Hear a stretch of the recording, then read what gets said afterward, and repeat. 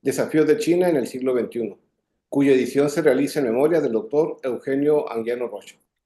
Este evento, que se llevará a cabo los días 29 y 30 de mayo de 2025, contempla un sólido análisis del papel de China en temas de coyuntura, geopolítica y relaciones internacionales, conflictos estratégicos y comercio, ecología, tecnología y sostenibilidad, así como un enfoque cuantitativo en los estudios sobre esta importante nación. Para dar inicio a nuestro programa, me complace presentar a nuestras autoridades invitadas e invitados especiales. En representación del doctor Dante Arturo Salgado González, rector de la Universidad Autónoma de Baja California Sur, nos acompaña el doctor Enrique Alejandro Gómez Gallardo Unzueta, director de Investigación Interdisciplinaria y Posgrado de la UAPS. Nos acompaña también el doctor Francisco Isaías Ruiz Ceseña, jefe del Departamento Académico de Economía de nuestra universidad. Nos acompaña la doctora Antonina Ivanova Boncheva, coordinadora del Centro de Estudios de Asia Pacífico en la universidad. El doctor Juan González García, profesor e investigador de la Universidad de Colima y cofundador del Grupo de Investigación Interinstitucional e Interdisciplinario China en la Esfera Económica Global del siglo XXI. Nos acompaña también la doctora Chen Yuanqing, secretaria general del Centro de Estudios Mexicanos y profesora asociada en el Instituto de Estudios de América Latina de la Academia China de Ciencias Sociales. También nos acompaña la doctora Chiyan Liu, de la Universidad de Asuntos Exteriores de China. A continuación, cedemos el uso de la voz al doctor Francisco Isaías Ruiz Ceseña.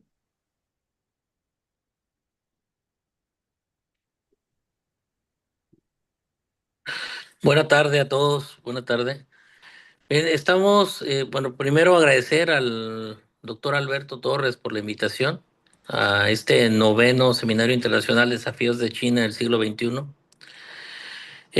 Creo que este tipo de encuentros son importantes en momentos en los que la economía global está sufriendo, ustedes lo saben, tanto como yo, distorsiones en cuestión de los mercados. El gran problema que tenemos encima ahorita en las economías globales, en las economías nacionales, perdón, que impacta a nivel global, que tiene que ver con la deuda que están acarreando algunos países y sobre todo esta dinámica que ha tenido la economía china a nivel internacional en las últimas 2 décadas, pero sobre todo después de la crisis 2008-2009.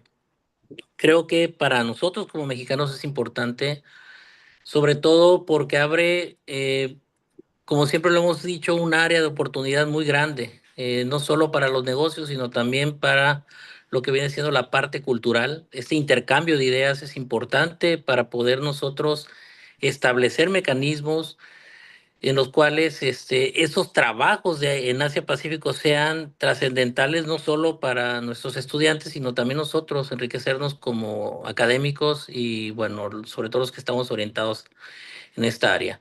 Y a propósito de eso, bueno, también reconocer los trabajos del Centro de Estudios APEC de la Universidad Autónoma de Baja California Sur, que ha trabajado arduamente de la mano de la doctora Antonina Ivanova Boncheva sobre estos trabajos de vinculación, sobre todo de divulgación y lo que es más importante, el trabajo colaborativo en términos de investigación aplicada, ¿no? En economías de Asia Pacífico.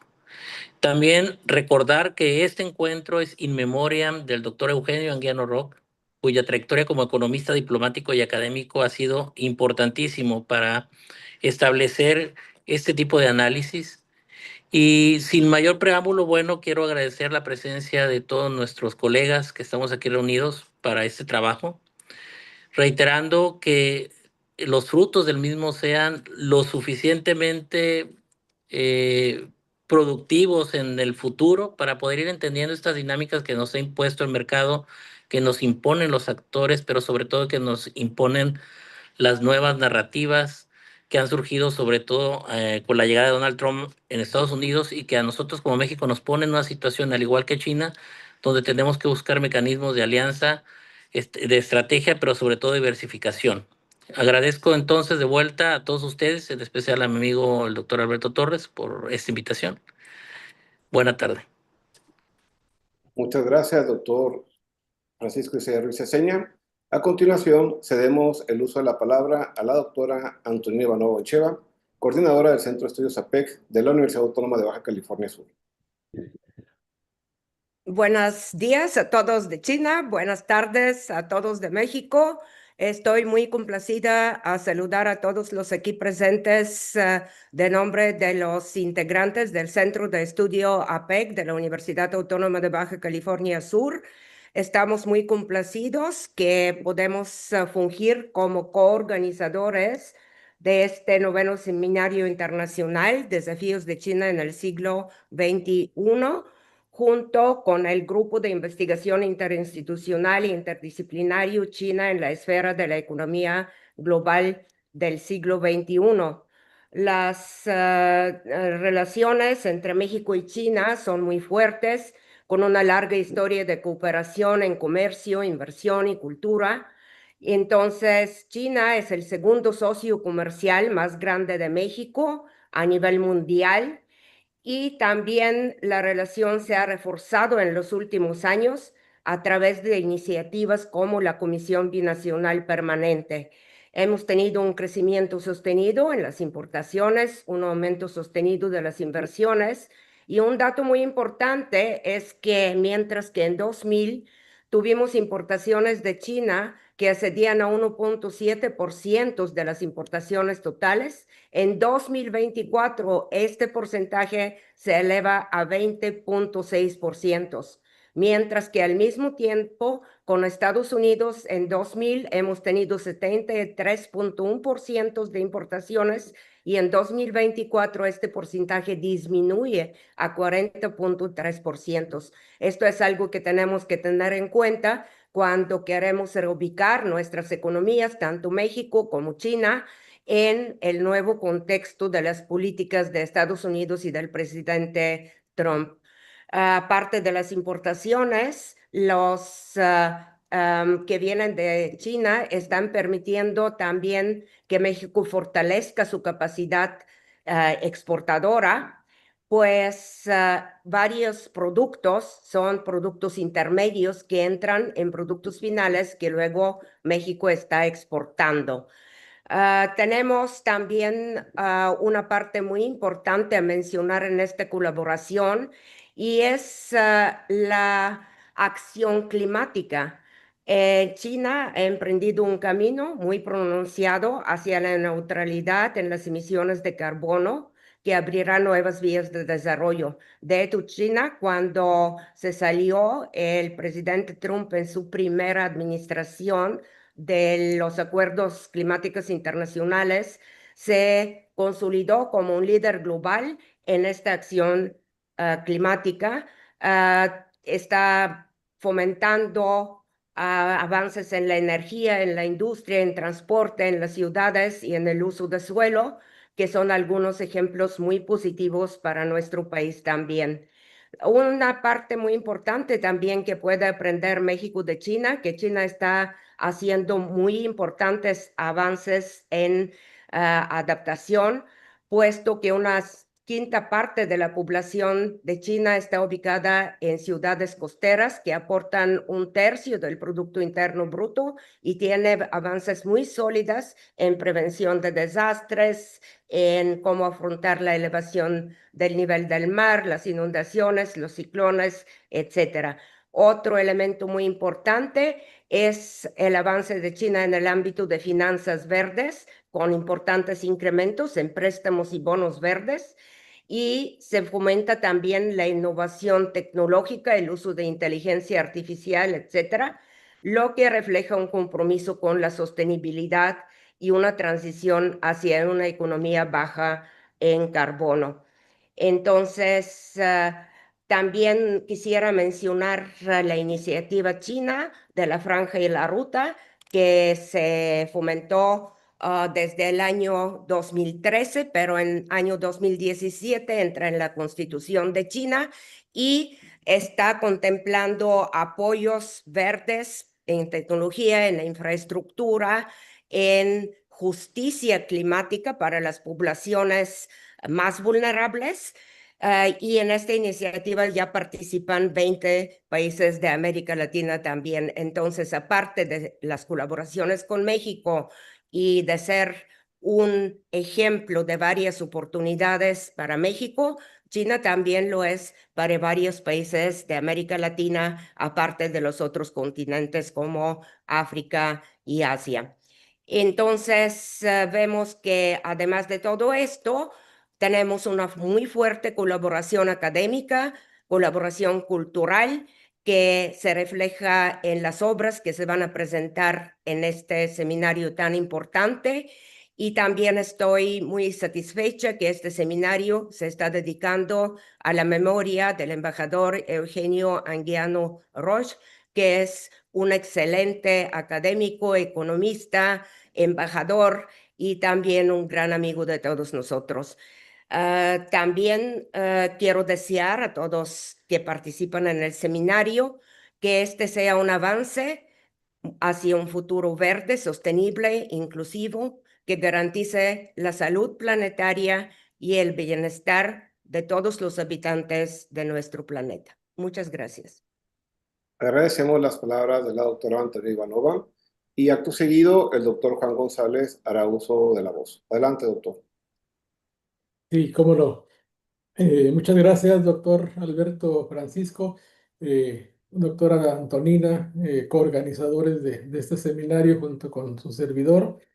Pues antes que nada, quiero agradecer a la doctora Flora Bottom que se haya conectado con nosotros para este seminario que, como ya han comentado los colegas que me anteceden, es justamente en memoria del embajador Eugenio Anguiano Roch, quien la mayoría que nos dedicamos a los estudios en general de Asia Oriental, pero en particular de China, pues tenemos como uno de los referentes en el país sobre el tema, y no únicamente desde la economía, sino desde las diversas disciplinas con las cuales él analizaba, histórica, política, de relaciones internacionales, de economía, naturalmente. Para nosotros es nuevamente significativo contar con la presencia de la doctora que, como lo sabemos, el semestre anterior, en el seminario anterior, contamos con su colaboración y eso lo valoramos mucho porque ella es también una de las pioneras, si no es que la pionera, en estudios sobre China en México y me atrevería a decir en América Latina.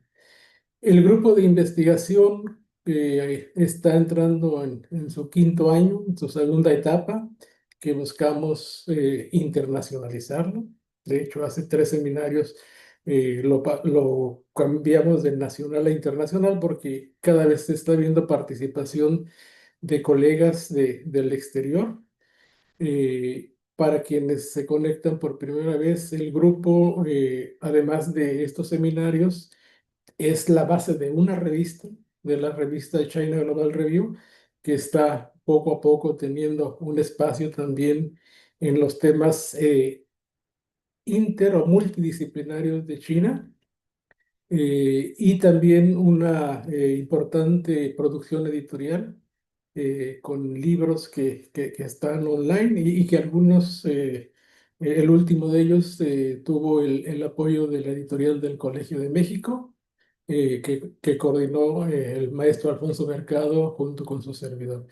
El grupo es un experimento, es un semillero de formación de estudiantes del posgrado, de recién graduados del doctorado, y esperamos que en esta segunda etapa pueda avanzar en la internacionalización y contribuya desde nuestras diferentes instituciones.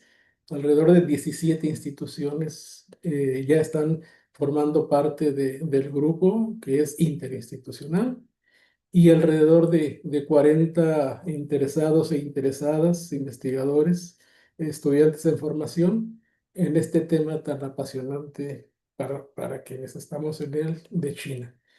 Pues esperemos que el seminario logre cubrir la expectativa que cada 6 meses nos genera, porque hacemos 2 seminarios cada año. Nació con la pandemia, es decir, con la virtualidad, y todos los productos que se generan a partir de él son en esta modalidad, ¿sí?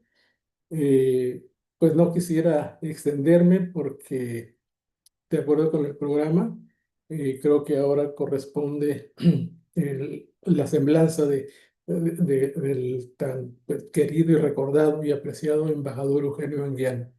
Muchas gracias, doctor Alberto Francisco. Gracias, doctor. Precisamente el doctor Juan José Ramírez Bonilla, del Colegio de México, nos dirigirá unas palabras en memoria del economista, diplomático y académico y gran formador de los estudios sobre China, el doctor Eugenio Anguiano Rocha. Adelante, doctor Juan José.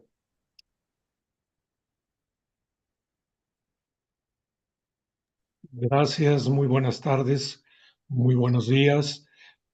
Para mí es un honor haber sido designado con esta triste tarea de hacer la remembranza sobre Eugenio Anguiano, con quien fue un colega muy querido por parte de los colegas del Centro de Estudios de Asia y África. Permítanme porque estoy teniendo problemas para tener mi...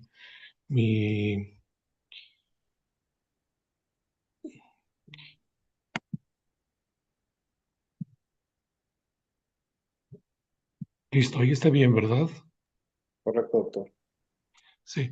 Bueno, voy a procurar ser muy breve en la remembranza para dar paso a que los demás colegas hagan la presentación de sus trabajos. Ay, caray, perdón. Eh, He basado la presentación sobre todo en un texto autobiográfico de Eugenio Anguiano sobre su trayectoria profesional, académica y diplomática. Y he procurado resaltar 5 grandes temas que me parecen importantes en la trayectoria, sin que esto deje de lado algunos otros temas que son también relevantes en el trabajo desarrollado por Eugenio. Eh, Eugenio solía insistir en que de 1958 a 1962 realizó los estudios de licenciatura en Economía en la Escuela Nacional de Economía de la Universidad Nacional Autónoma de México, no sin un dejo de humor a veces un poco corrosivo. Nos hablaba de su vocación como economista, porque resultaba ser que el día en que fue a inscribirse a la licenciatura de Economía en el edificio de la Rectoría de la UNAM, las colas de inscripción estaban ahí, aunque él originalmente debía de inscribirse, según cuenta, en la licenciatura en Derecho. Cuando llegó y vio las colas, se dio cuenta que la cola para las inscripciones en economía era mucho más corta y ni tardo ni perezoso optó por cambiar a la cola de las inscripciones en economía y fue así como se enroló en los estudios económicos. Una cuestión que me parece muy curiosa y que él, insisto, expone siempre con muchísimo humor. Eh, Después de esto, podemos ver en la gráfica que obtuvo el título en 1965 y esta diferencia entre el egreso y la obtención del título puede ser explicada en buena medida por el hecho de que en aquel entonces los profesionistas compartían su tiempo laboral entre el trabajo que les permitía ganarse la vida y las instituciones académicas.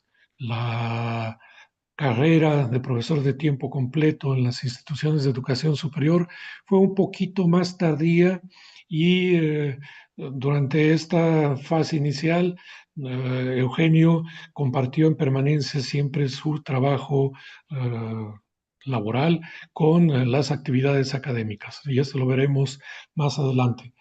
Tuvo algunas otras actividades a lo largo de su carrera que le permitieron ir formándose como economista. No voy a insistir, las tienen ustedes aquí en la gráfica.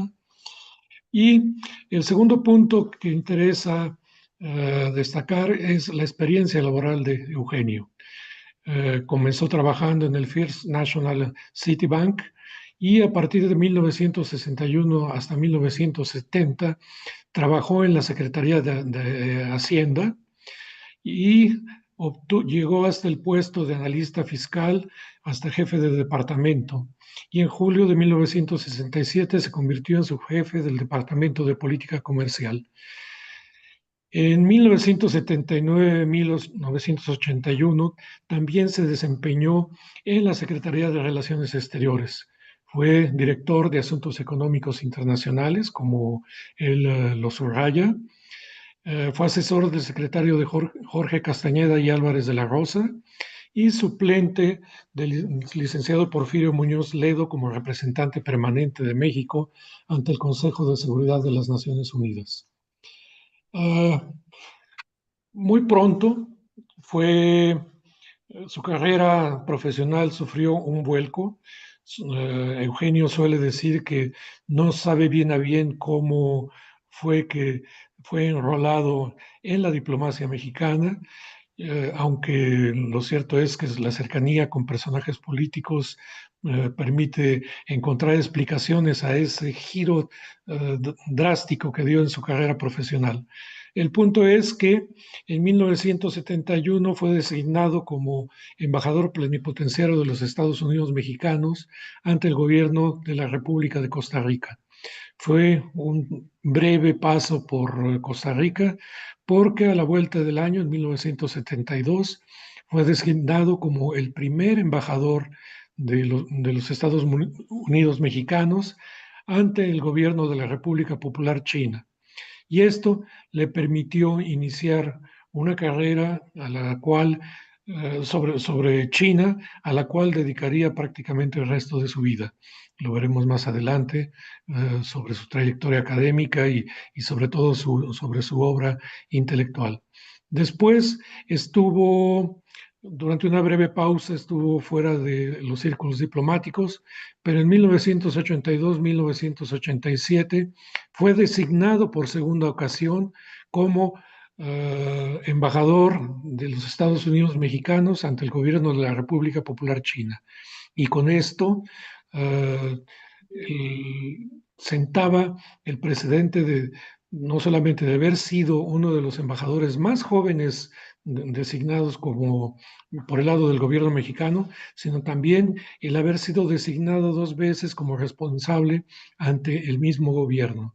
Pero también podemos destacar el hecho de que esta segunda estancia le permitió reforzar sus visiones sobre el desarrollo de China y asentar su vocación como sinólogo que habría de desarrollar a lo largo del resto de su carrera. Después de este segundo paso por China, estuvo adscrito a otros países de América Latina o de Europa y en 1994 terminó por retirarse de la carrera diplomática. Perdón. El cuarto punto que me interesa destacar es la trayectoria académica de Eugenio Anguiano Roche. En 1963, hacia el final de su paso como pasante de la licenciatura de Economía, fue profesor en las escuelas de Comercio y Administración y de Economía de la UNAM,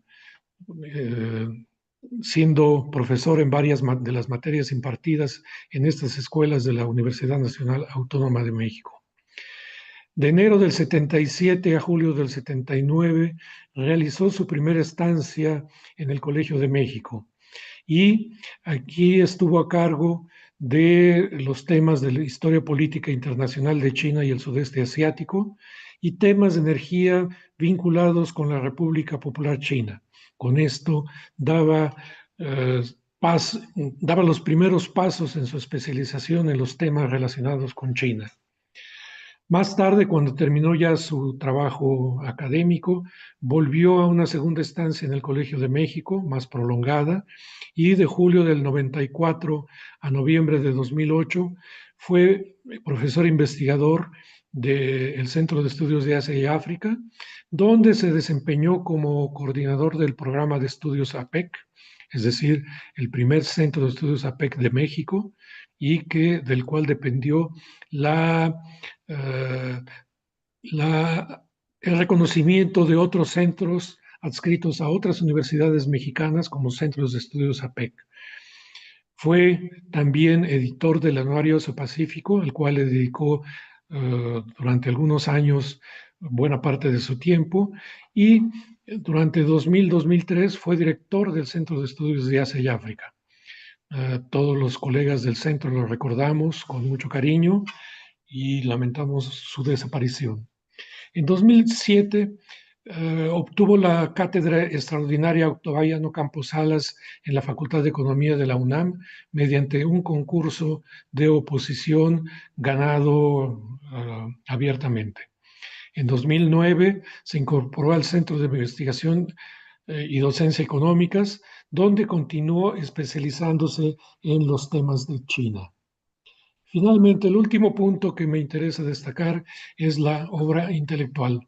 En la transparencia ustedes pueden ver una serie de trabajos realizados siempre en torno a China, y me interesa destacar sobre todo el que publicó en 2019 en colaboración con María Teresa Rodríguez y Rodríguez, eh, publicado por el Centro de Investigación y Docencia Económicas, ya que María Teresa Rodríguez ha sido su compañera de vida y de andanzas académicas, diplomáticas y docentes desde ese entonces hasta su desaparición. Como ustedes pueden ver, el embajador Eugenio Anguiano Roche pudo desarrollar su especialización sobre China en la materia de economía, pero siempre teniendo en cuenta un marco interdisciplinario en los cuales destacan los campos de la geopolítica, de la geografía económica, y esto lo hace uno de los especialistas en China y de los promotores de la relación entre China y México más destacados de nuestro país. Lamentamos mucho su desaparición y esperamos que en algún momento podamos contar con alguien que pueda llenar ese enorme vacío que nos ha dejado la desaparición de Eugenio Anguiano Roche. Muchas gracias por su atención y continuamos con los trabajos de nuestro seminario. Muchas gracias, doctor Juan José Ramírez Bonilla. En muestra del agradecimiento por su gentil y distinguida presencia, a continuación cederemos el uso de la voz, de ser también de su interés, de la doctora Flora Botton, destacada académica y sinóloga mexicana especializada en historia y filosofía china. Doctora Botton, si nos quiere dirigir algunas palabras. Disculpe, hoy no me sentía muy bien, por eso estoy desaparecida, detrás. Esto no me habían dicho que tenía que hablar. Ya lo hice el martes, en fin, creo que con las palabras, lo hice el martes en otro contexto.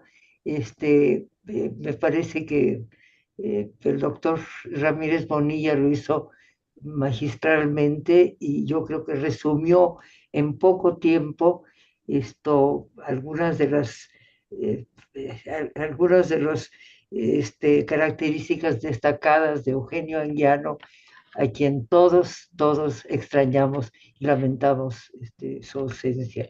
Todo lo que dijo el doctor Ramírez Bonilla y mucho más es lo que fue Eugenio, a quien, en fin, a quien todos, como le dije, extrañamos. Muchísimas gracias, pero disculpe que no aparezca, pero estoy un poco indispuesta hoy. No Gracias. se preocupe, agradecemos sus palabras, doctora Botton.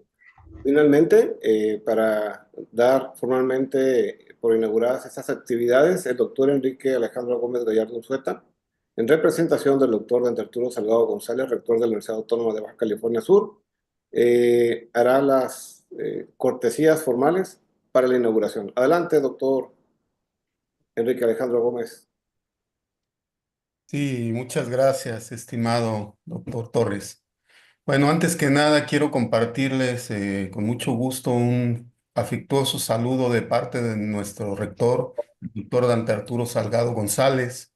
Él, pues por cuestiones de agenda no puede estar aquí con nosotros en este momento, pero sí me pidió que les compartiera un caluroso saludo y la más cordial de las bienvenidas como parte de la institución anfitriona, que es en este día la Universidad Autónoma de Baja California Sur.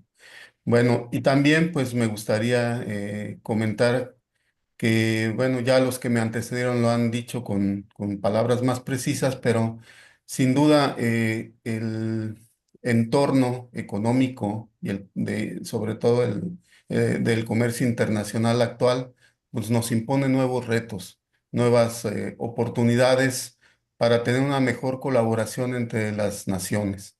Eh, es un parteaguas la forma en que se están dando actualmente las transacciones comerciales a nivel internacional, sobre todo, y como ya lo comentaron, pues impuestas por el actual presidente de los Estados Unidos, del cual somos socios comerciales de manera importante. Sobre todo en el caso de nuestro país, que pues, somos el principal socio comercial en ambos sentidos, tanto para la importación como para la exportación de productos, y todas las medidas arancelarias que se han tomado, pues por un lado nos toman por sorpresa, pero esto nos permite ampliar nuestros horizontes, consolidar nuestras relaciones con otros países y seguramente de todo esto saldrá algo muy bueno para ambas naciones en este caso, ¿no? Eh, China desde hace ya varias décadas ha tenido un importante impulso económico y entonces se convierte en un aliado estratégico de nuestro país, pero además de la parte económica, creo que ya en décadas recientes también la parte académica y cultural y el intercambio que tenemos con esta nación empieza a ser cada vez más importante. Ya lo mencionaba la doctora Ivanova, todos los aspectos que tenemos en relación con la relación internacional con China. Y en ese sentido, pues por un lado es un referente, por un lado es un aliado y por un lado es una nación con la que con gusto compartimos nuestras tradiciones y nuestras experiencias académicas. En ese sentido, pues la Universidad Autónoma de Baja California Sur se congratula grandemente de formar parte de estos trabajos y a partir de ello, pues me voy a permitir, siendo las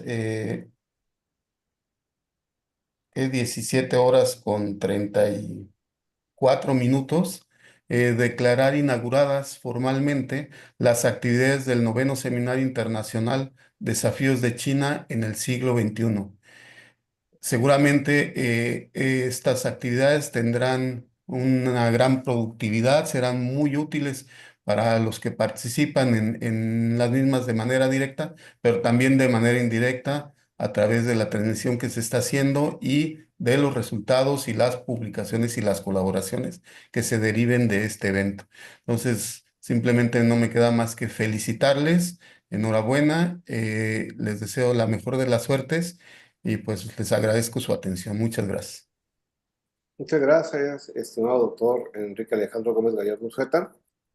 Bien, para dar inicio a las actividades académicas de este noveno seminario, es un gusto presentar a nuestra conferencista magistral, la doctora Chen Yuantin, con el tema Cooperación entre China y América Latina bajo el contexto de competencia hegemónica, oportunidad y desafíos. Previo a cederle la palabra, si me permite, doctora, le haremos una breve lectura de su currículum. La doctora Chen Yuantin es secretaria general del Centro de Estudios Mexicanos y profesora asociada del Instituto de Estudios de América Latina de la Academia China de Ciencias Sociales. En su formación académica destaca la maestría en Relaciones Internacionales por la Universidad de Pekín, el doctorado en Política Internacional por la Escuela de Posgrado de la Academia China de Ciencias Sociales y también una estancia como investigadora en la Universidad Nacional Autónoma de México. Su investigación se centra en las relaciones internacionales de América Latina, con especial atención en las relaciones entre China y América Latina y la política exterior de México. Dentro de sus principales productos en publicación se encuentra el libro Historia de las relaciones entre China y los países de América Latina y el Caribe como coeditora y la Enciclopedia de los Países del Mundo, en este caso México. También es productora de diversos artículos científicos y académicos, en los cuales podemos destacar la entrada en la etapa del desarrollo constructivo de las relaciones sino-latinoamericanas, la cooperación sino-latinoamericana en la gobernanza climática global, una perspectiva de cooperación sur-sur, análisis geopolítico de la adhesión de 3 países latinoamericanos al TPP y las relaciones entre China y México en la década de 1970, una perspectiva de la identidad nacional. Sin mayor preámbulo, ahora sí, doctora, es un gusto saludarla y le damos el uso a la vez para que nos imparta su conferencia magistral. Adelante. Hi, everyone in Mexico. Good afternoon. And to my friend in China, good morning. Huge thanks to the organizers for inviting me, and big shout out to Professor Liu Xuedong for the kind recommendation. Really appreciate the chance to join you all today. It's truly a privilege to be here to talk about a partnership bursting with potential. China and Latin America navigating this area of big changes together. Now, to give you a clear map of our journey today, I will structure my presentation in 5 main parts. Firstly, we'll set the stage. What does this great power competition everyone's talking about actually look like? And how is it shaking up the world we do business in? Secondly, we'll look at China's playbook. How are we responding to this big shift? I'll unpack our dual circulation strategy and the critical driver for diversification. Thirdly, let's be honest about the bumps in the road. This transformation isn't simple. We'll talk about the challenges we face, like trade imbalances and the sheer scale of internal changing needed. Fourthly, and this is the cut of it, why Latin America? I will explain why this region isn't just a not partner, but a truly strategic and complementary one for China right now. We'll see how our need and strength fit together like puzzle pieces. Finally, we'll get practical. How do we actually build this powerful partnership? I outline concrete pathway forward across trade, investment, infrastructure, tech, and finance. All right, let's dive in. Part 1. Setting the stage. The wind of changing are howling. So let's rewind a bit. Remember the optimist about smooth, easy globalization? Feel like a lifetime ago, doesn't it? Well, 2017 was a real turning point. That's when the US-China trade war kicked off. But folks, this wasn't just about tariff on steel or soybeans. Nope. It signaled something much bigger, a full-blown return to intense, systemic great power rival. Think about it. The United States, wanting to protect its top spot, is pushing hard against China's rise. And here's the thing, it's not just about trade anymore. Look at what's happening. Tech battleground, chips, AI, forget free flow. We are seeing strict export controls, massive entity list targeting our tech giant, and heavy pressure on allies to shut Chinese companies out of crucial networks like 5G. Financial friction, scrutiny on investment, restrictions on money move around, effort to box in renminbi, check, check, and check.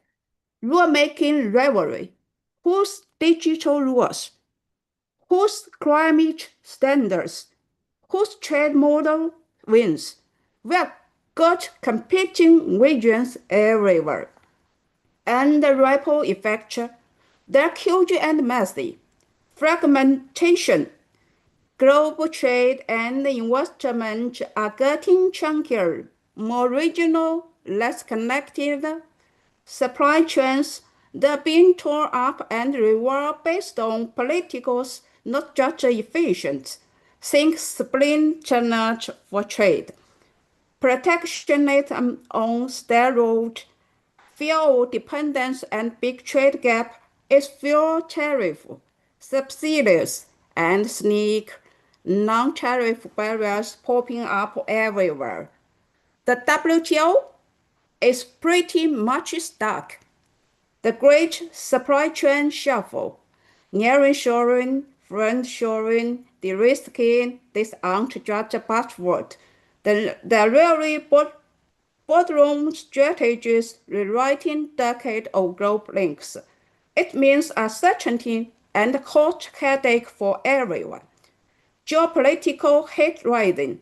This competition spills over into diplomatic spat, military muscle flexing in hotspot sports, and fierce tug of war for influence across the global south. The comfortable old rules of the game, they are changed dramatically.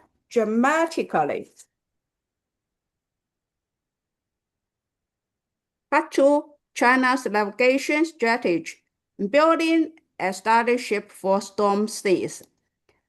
Faced with this pressure, China isn't just conquering down, we are actively adapting. Our strategy focuses on resilience and sustainable growth. Picture it like building a sturdier ship, and this ship rests on two crucial pillars. One pillar igniting the dual circulation engineer our core vision, the big idea. We're rebalancing our whole economy. Yes, we're still open for business globally, but we are turbocharging our domestic engine. We want Chinese consumers and businesses spending more right here at home. Imagine a powerful internal engine running strong, working alongside the global engine, not dependent on it. Why bother? Resilience. Pure and simple. So our economy keeps coming even when the global seas get rough. Protectionism surges or market wobble. It's about securing our future. How?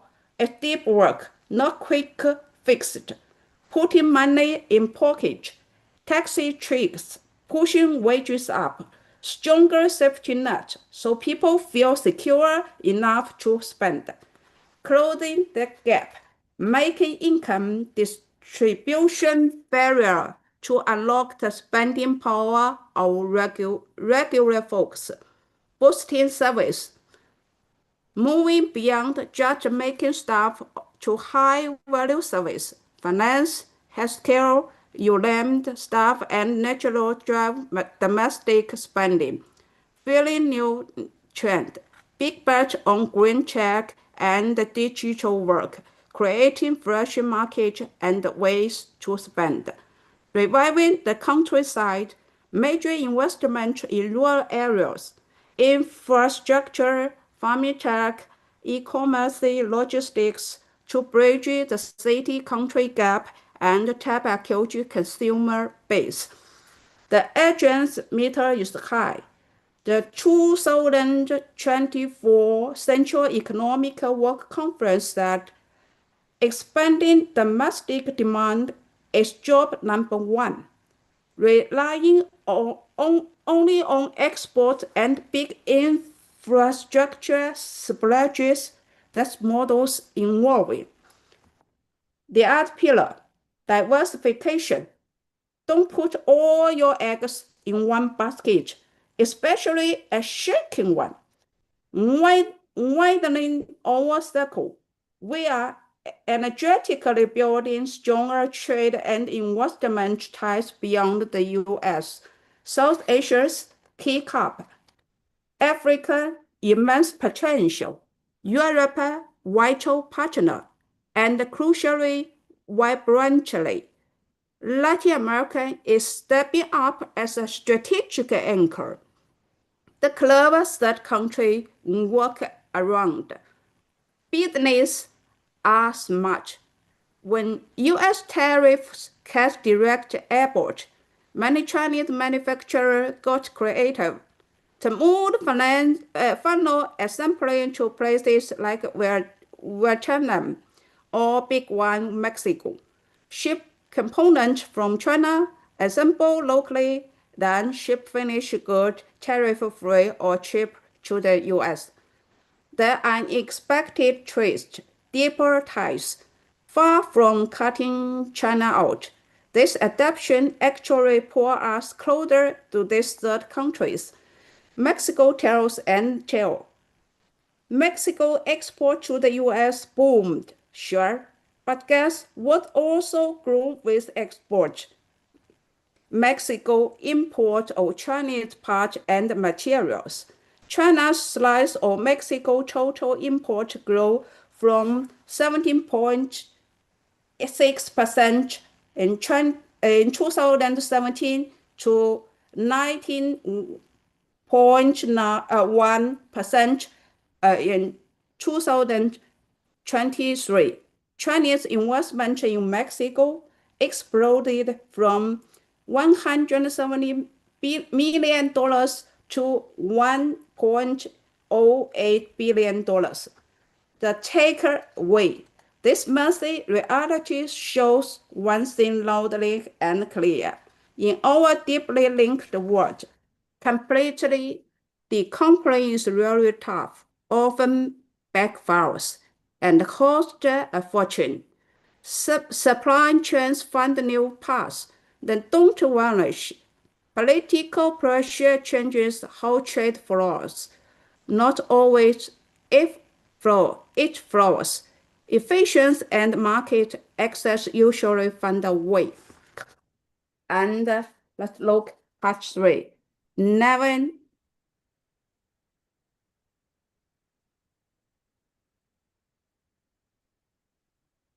Navigating the headwinds, yes, it's not all smooth sailing.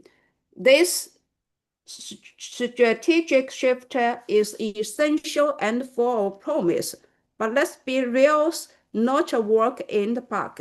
We've got some significant bumps to navigate.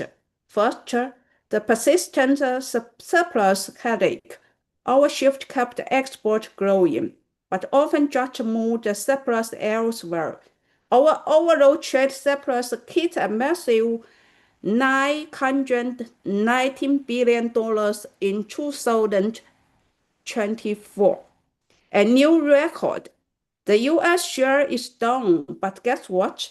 Big surpluses are popping up with Southeast Asia, Europe, and increasingly Latin America.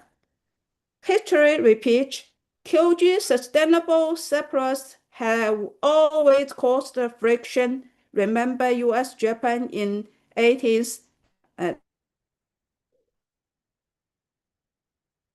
90s. Big imbalance protectionist.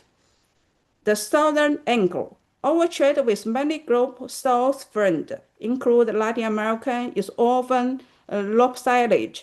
We mainly send them manufactured goods and buy commodities. Mineral, food, oil is complementary, sure, but over time it can spark worries about who captures the real value and whether it helps our partners diversify their own economy. Second, the domino effect and the blame game. Pressure from big power doesn't stay naturally contained. It spills over. Remember Mexico City, November 2024. The sudden raid on the big Chinese goods market. 216,000 items seized. Big headache for Chinese businesses. Officially, it was about local rules, but let's connect the dots. It happened right when the U.S. was putting huge pressure on Mexico over migration and tariffs. A clear example of how geopolitical kit from elsewhere can bend our bilateral ties and hedge our business abroad. Third, the mountain of internal change, shifting from an export investment angle to one driven by domestic spending, that's a generational task. It's not just a policy, it's a societal change. Deep reforms needed. Success need progress on chicken front. Local reform, getting rural migrants fully integrate into city life so they can spend freely. SOE reform, making state firms more efficient and steering money towards consumer-focused, productive area. Financial system upgrade, developing better capital markets to fund innovation and help people finance purchases, building confident, rock-solid health, education, and pensions so people save less and spend more. Patience is key, but so is persistence. These reforms are complex, step-on tools, and take time. There will be setbacks, but both government and businesses get it. This is the only path to sustainable, high-quality growth that can weather external storms. Now, why Latin America? Now, Latin America. Our strategic compass in troubled waters. Amidst all this global turbulence, Latin America isn't just a partner. It stands out as something special, a genuinely strategic and complementary partner for China. Seriously, our relationship tackles core challenges for both sides. Let me break down exactly why it's so vital. The resource powerhouses we need, for example, energy security, feeding the world, critical minerals, stability matters. With global supply chains jittery, having stable win-win resources partner in Latin America is good for China's industries. Second is a Belt and Road Initiative champion. The third, growing in perfect harmony. We fit together. Our economic paths then sync up beautiful. China's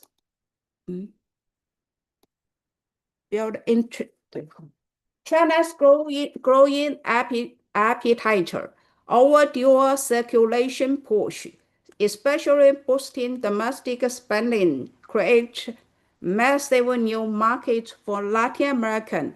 Events like the China International Import-Export Expo and the Consumer Goods Expo are huge stage, putting top-notch Latin American food, seafood, minerals, and more good in front hundreds of millions of Chinese shoppers. Latin Americans' investment gap.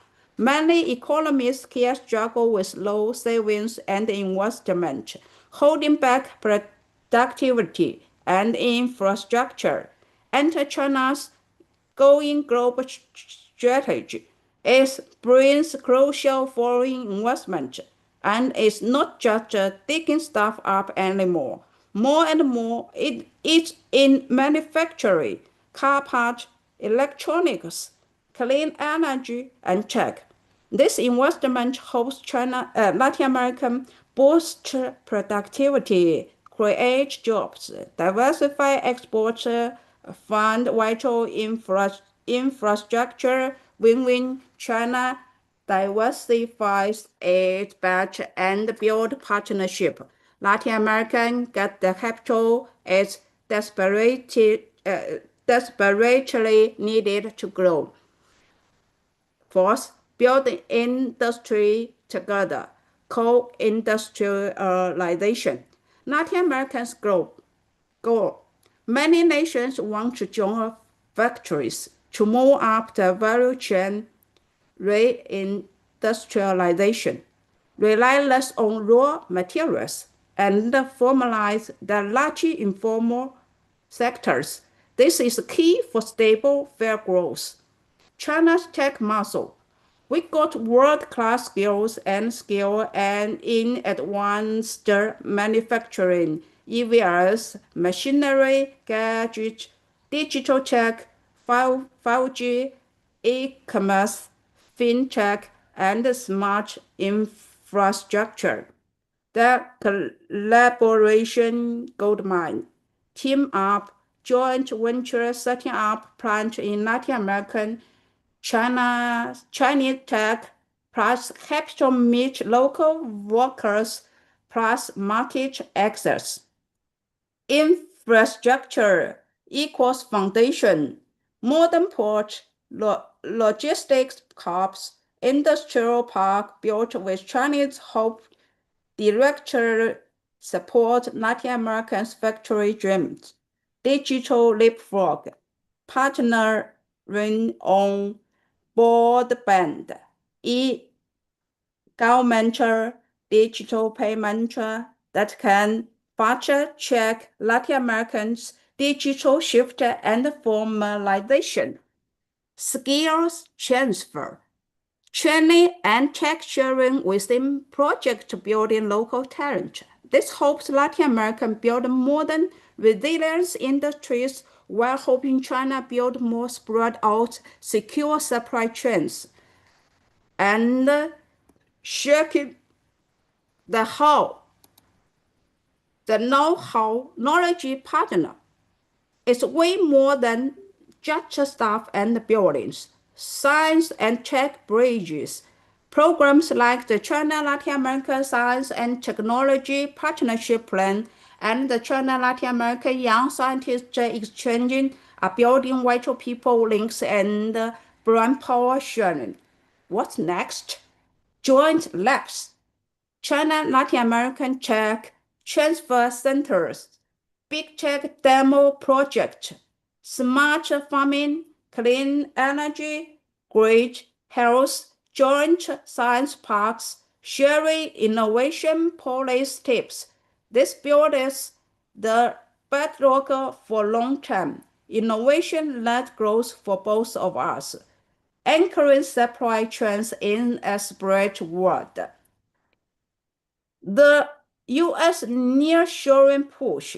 The U.S. is actively telling companies move production from Asian closer to home, and they are pointing straight at Latin America. China-Latin America integration equals our answer. Deeper links between Chinese manufacturing power and Latin American production hubs create tough, resilient regional supply chains. This offers a real alternative to pure political shuffles. It gives business stability and efficiency aimed at de-risking care. It makes the China-Latin America economic zone stronger and less easily disrupted from outside. And how to build our shared future. Let's get down to business. The potential is huge, so how do we make it real? Here are concrete steps to build tangible prosperity and resilience together. 1. Make trade and investment flow easier. Link up trade deals, push beyond nice MOUs toward high standard, comprehensive FTAs, focus/tariffs, simply customs, align standards, strong investment protection, chop the red tape, think the system for trade, mutual recognition or certifications, smoother business visas, time saved equals money saved equals money competitive. Get digital trade rules right. Second, doubling down on high quality belt and road. The BRI is powerful, but the execution is everything. Infrastructure done right. Industry cooperation 2.0 beyond raw material. Unlock the digital partner QG opportunity. Third, filling growth with smart finance. Using local currencies more, rely less on the US dollars for our bilateral trade investment. Push central bankers where applies. Cut exchange rate risk. Lead on green finance. China's green finance know-how is key here. Boosting SME finance, and team up with multilaterals, coordinating later effectively with the IDB, CAF, CDB to co-finance big sustainable infrastructure project. Fourth, become science, tech, and innovation powerhouses together. This is the future. Grow flagship programs. Expand the China-Latin American Science and Technology Partnership Plan and Young Scientist Exchanges. More people, more funding. Build brain hubs. World-class labs focused on clean energy and climate.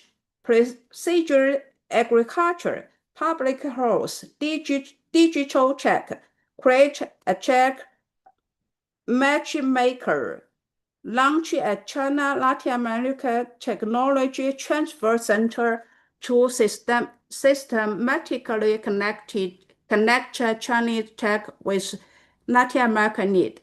Build innovation neighborhood, science park, joint developer science and technology park with shared lab, startup incubators, and easy rules to nurture new companies and turn research into production in both regions. Get policies in sync. Regular high-level talks to align innovation strategies, research goals, and regulation, like data rules, AI ethics, by building bridge between people. Include booster student exchange, shares culture, connect thinkers and medias. The easy globalization ride is over. We are staring through great power competition, economic uncertainty, and a climate emergency. Yes, the challenges are real, but here's exciting part. Within this complexity lies an extraordinary opportunity, an opportunity tailor-made for the partnership between China and Latin America. Our isn't just about swapping resources for good. It's become a strategic alignment. Our need and strengths fit together. China's water growing home market meet Latin America's incredible resources and farms.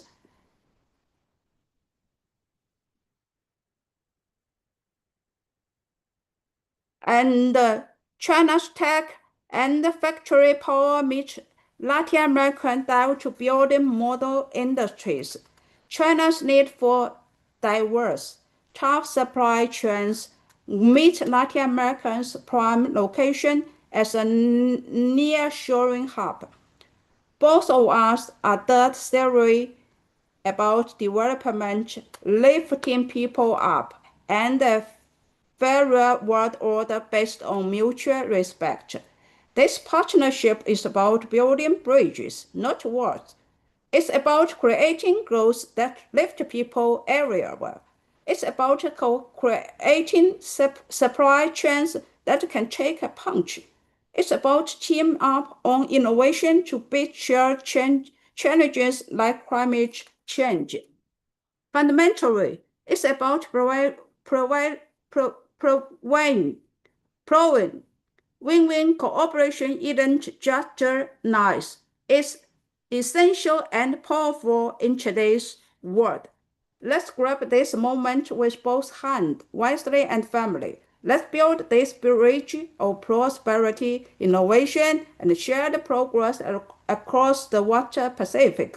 Together, we can forge a future full of promise for our people and show the world a better way. Thank you very much.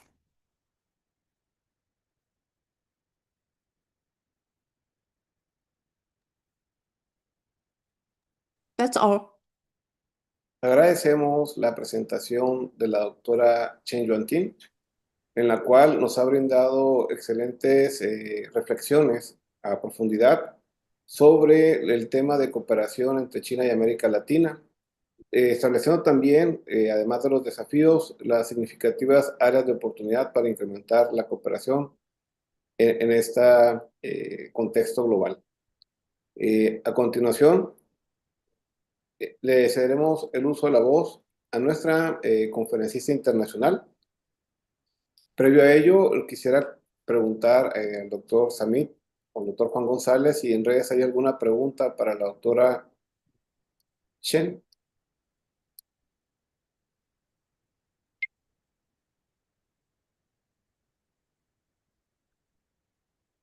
Bien, de no existir preguntas, le cedemos entonces el uso de la voz a la doctora Xiyan Liu, de la Universidad de Asuntos Exteriores de China, quien disertará la conferencia internacional Mecanismos de influencia de la comunidad de futuro compartido para la humanidad en la cooperación en comercio electrónico entre China y América Latina.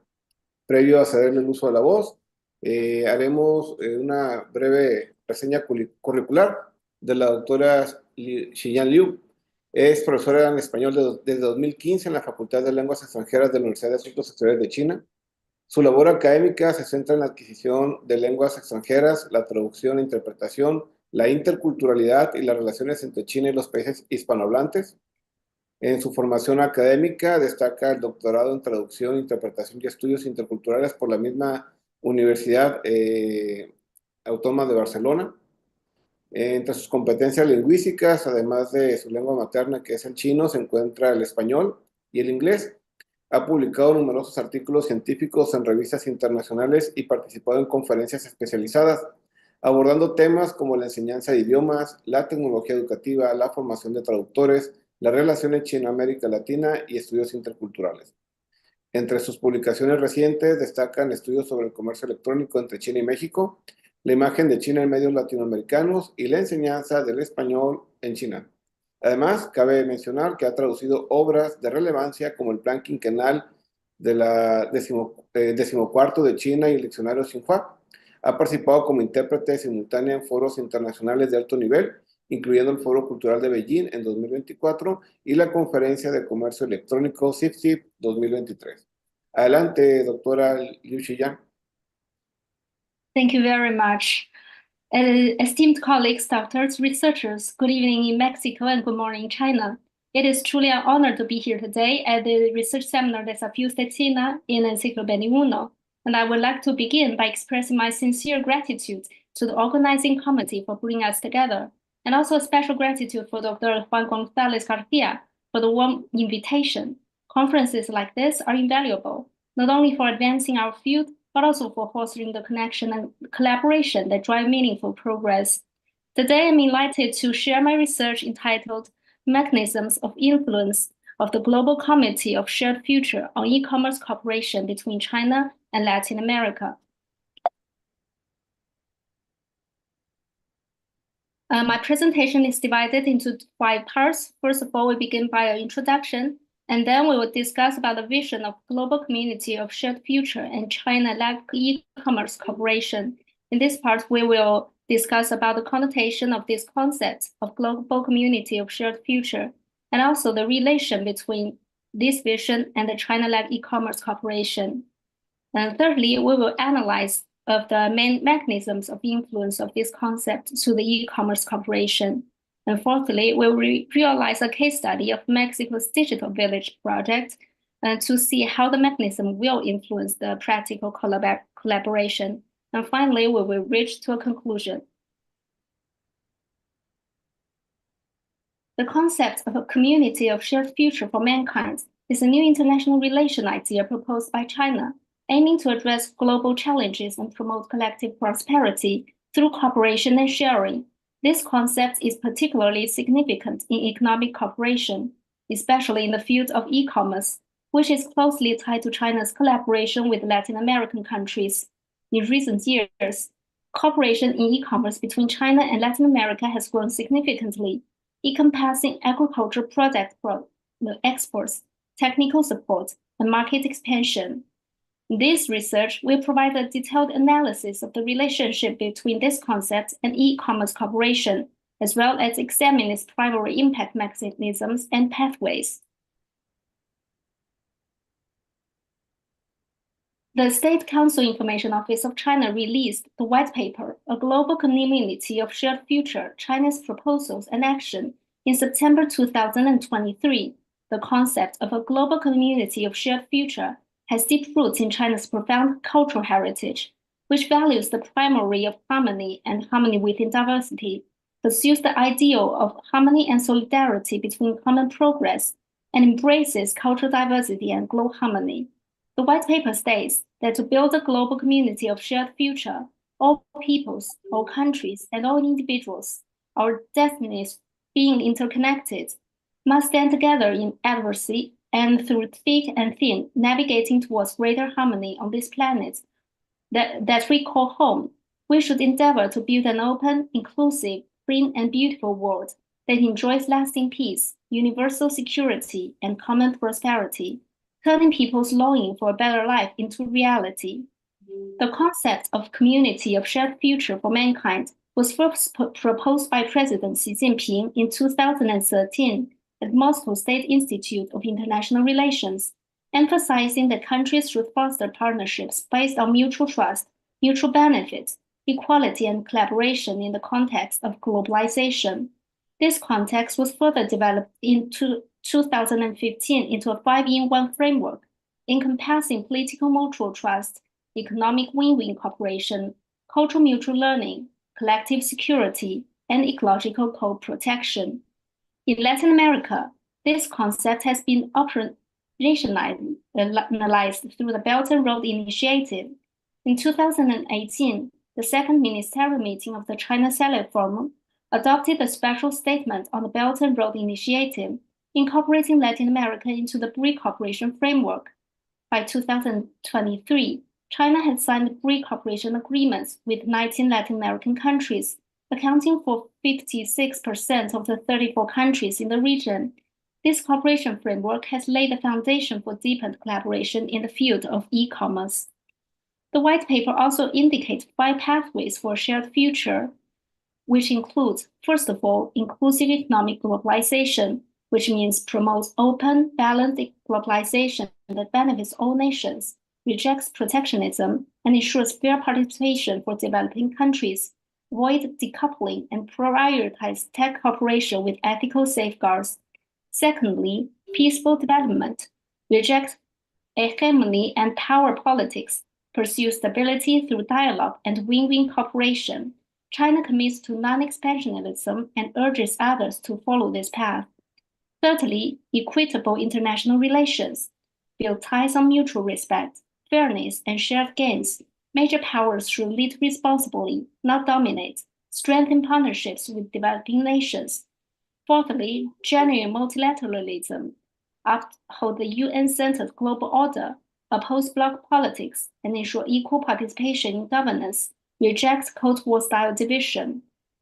Fifthly, universal values with respect for diversity, embrace peace, justice, and democracy while respecting different civilization paths, reject imposed ideologies, and promote dialogue over confrontation. And this will reach the goal of a cooperative world where nations thrive together through mutual respect and shared progress.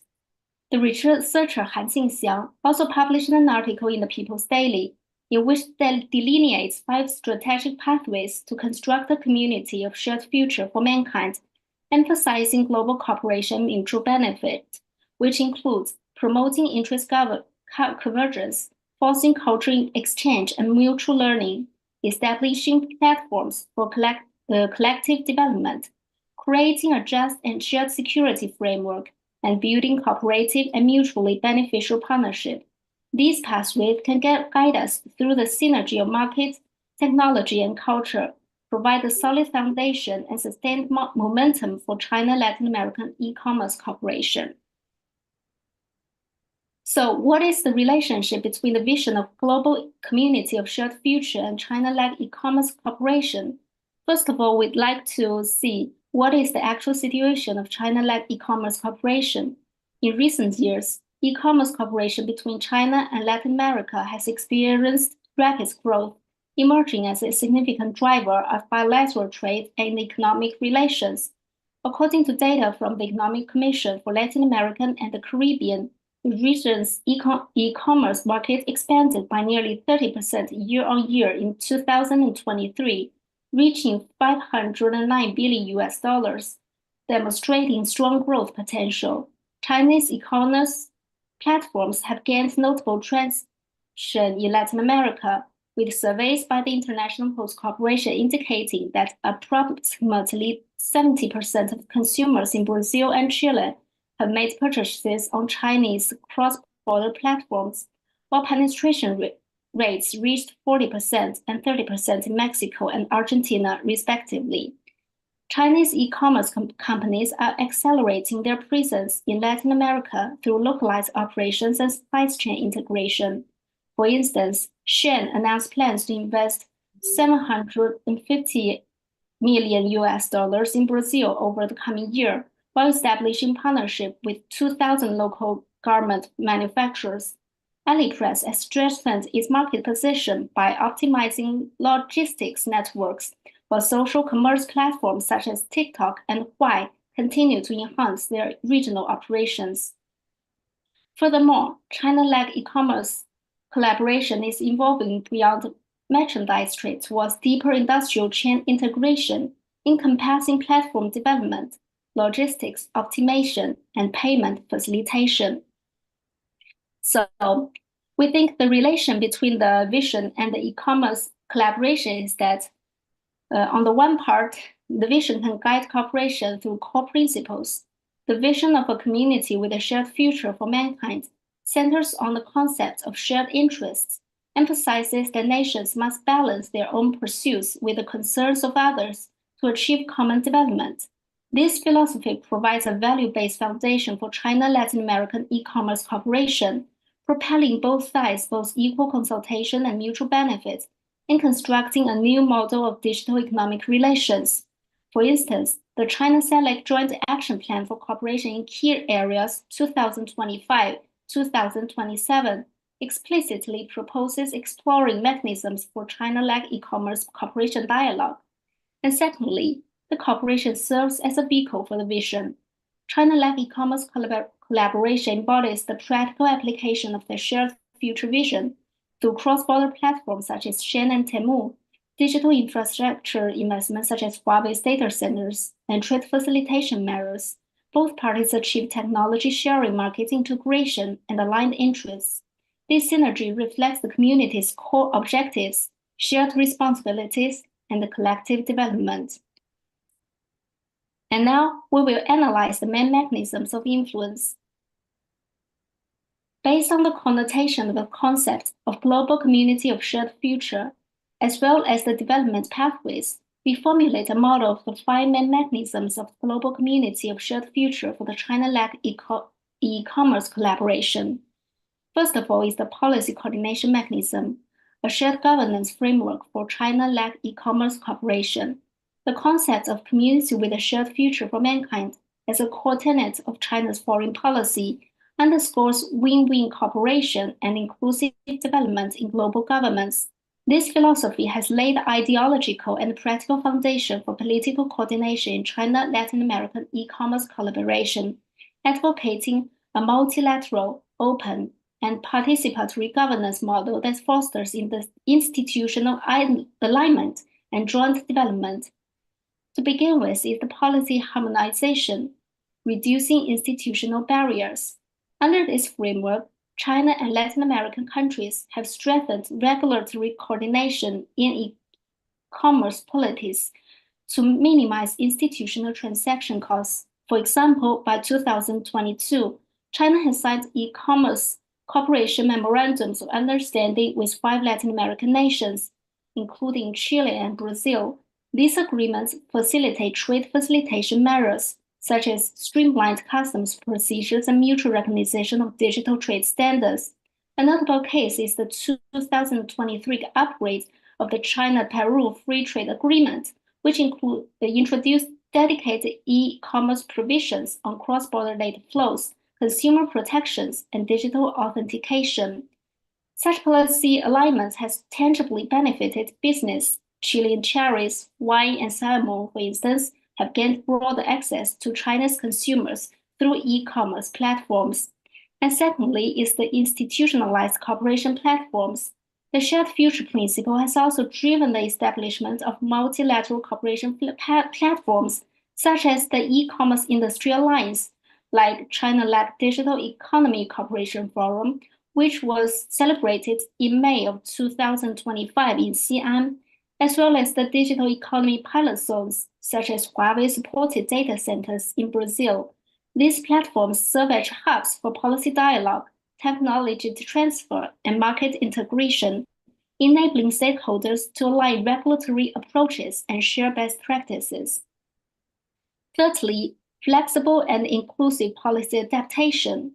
Recognizing the driver development stages of Latin American economies, China has adopted tailored cooperation strategies, include localized infrastructure investments like Alibaba's logistics hubs in Mexico and capacity building program, like the cross-border e-commerce training programs.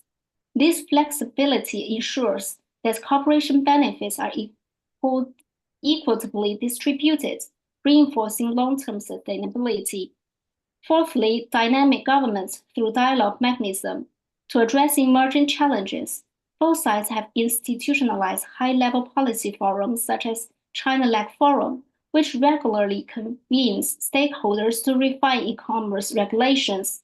This interactive process enhances policy responsiveness, ensuring that cooperation frameworks evolve alongside technological and market shifts.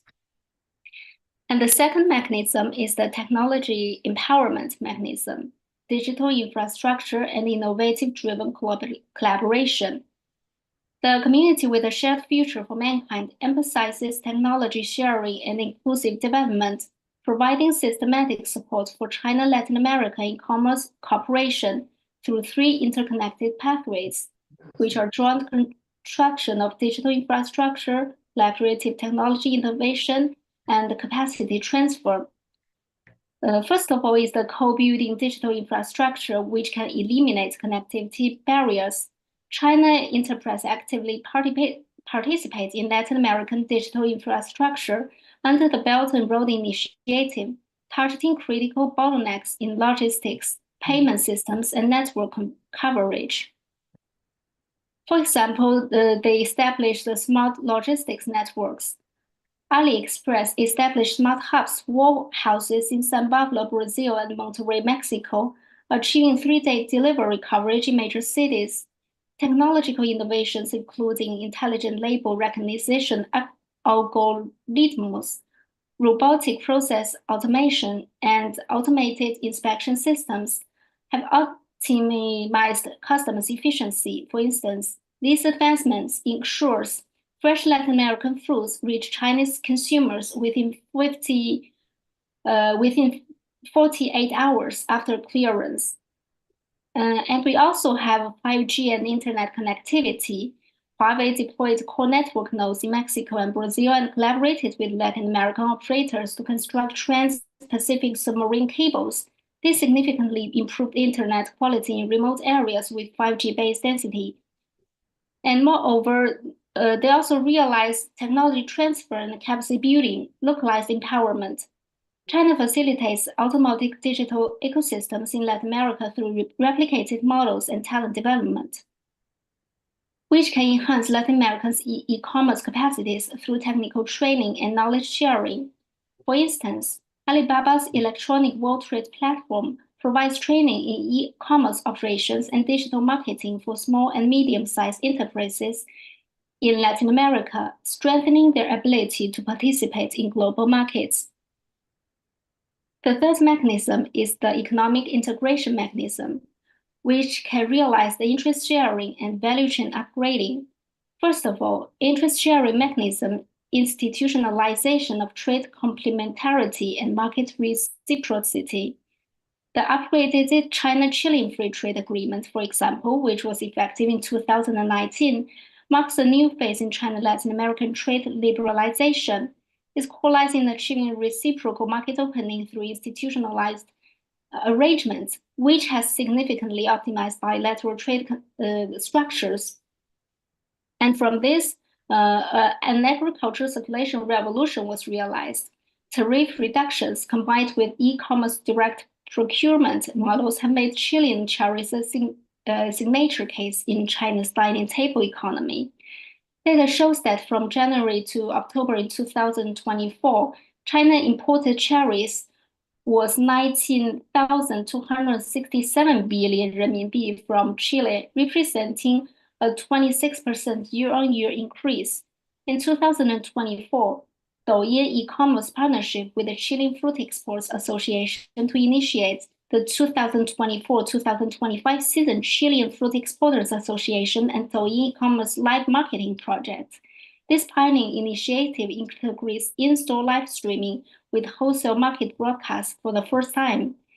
E-commerce platforms like Taobao, Tmall, and Douyin compress supply chain intermediaries through a region direct procurement plus cold chain optimization, achieving a 48-hour delivery from port to consumer for the first shipment, dramatically enhancing supply chain efficiency.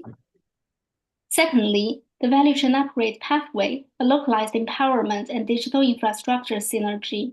China's e-commerce enterprises are driving Latin America to deeply integrate into the global digital trade network through technology exports and value chain restructuring.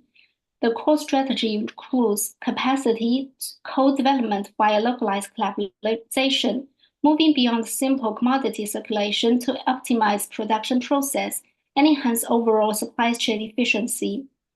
Many Latin American products now benefit from standardized empowerment solutions characterized by Chinese digital technology plus Latin American specialty products. For example, at a recent trade exhibition, JD Super signed a strategic cooperation agreement with the Argentina Beef Promotion Institute to jointly develop internationally renowned meat brands. This partnership established an end-to-end supply chain from overseas production facilities to China's households, ensuring high-quality imported meat products reach domestic consumers efficiently. The fourth mechanism is the cultural mutual trust mechanism, in which we realize cross-cultural adaptation and brand building. The cultural mutual trust mechanism is a cornerstone of China-Latin America e-commerce cooperation, fostering collaboration through cross-cultural adaptation, brand building, and cultural exchange. These elements are seamlessly integrated into enhanced mutual understanding, consumer trust, and market competitiveness, as evidenced by the following key manifestation. First of all is the cross-cultural adaptation. Effective e-commerce cooperation hinges on understanding and respecting cultural differences to tailor platform operations to local contexts. For instance, AliExpress, a leading Chinese e-commerce platform, has implemented localized strategies in Latin American markets, such as offering Portuguese language customer service in Brazil, and designing promotional campaigns aligned with local festivals.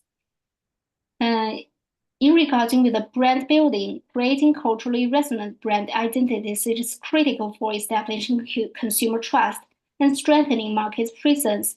Chinese brands like Huawei has bolstered their recognition in Latin America by sponsoring cultural events such as music festivals and sports events, which align with local values and foster emotional connections with consumers. And thirdly, the cultural exchange activities. Cultural promotion initiative bridge cultural gaps and lay a foundation of trust for e-commerce collaboration. Events like the China-Latin American Cultural Year and China-Latin America Cross-Border E-commerce Cooperation Forum provide platforms for business to showcase culturally significant products.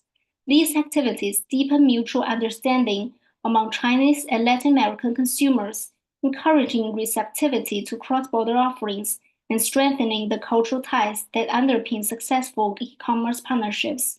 By integrating cross-cultural adaptation, brand building, and cultural exchange, the cultural mutual trust mechanism not only enhances consumer engagement, but also fosters sustainability and mutual beneficial e-commerce cooperation between China and Latin America. The last mechanism is the risk-sharing mechanism, sustainable development and crisis response. The risk-sharing mechanism is integral to China-Latin American e-commerce cooperation, emphasizing sustainable development, crisis response, and collaborative risk mitigation to ensure resilient and environmentally responsible partnerships. This mechanism is manifested through the following key practices, which integrate sustainable strategies and proactive crisis management. To begin with is the sustainable e-commerce practices.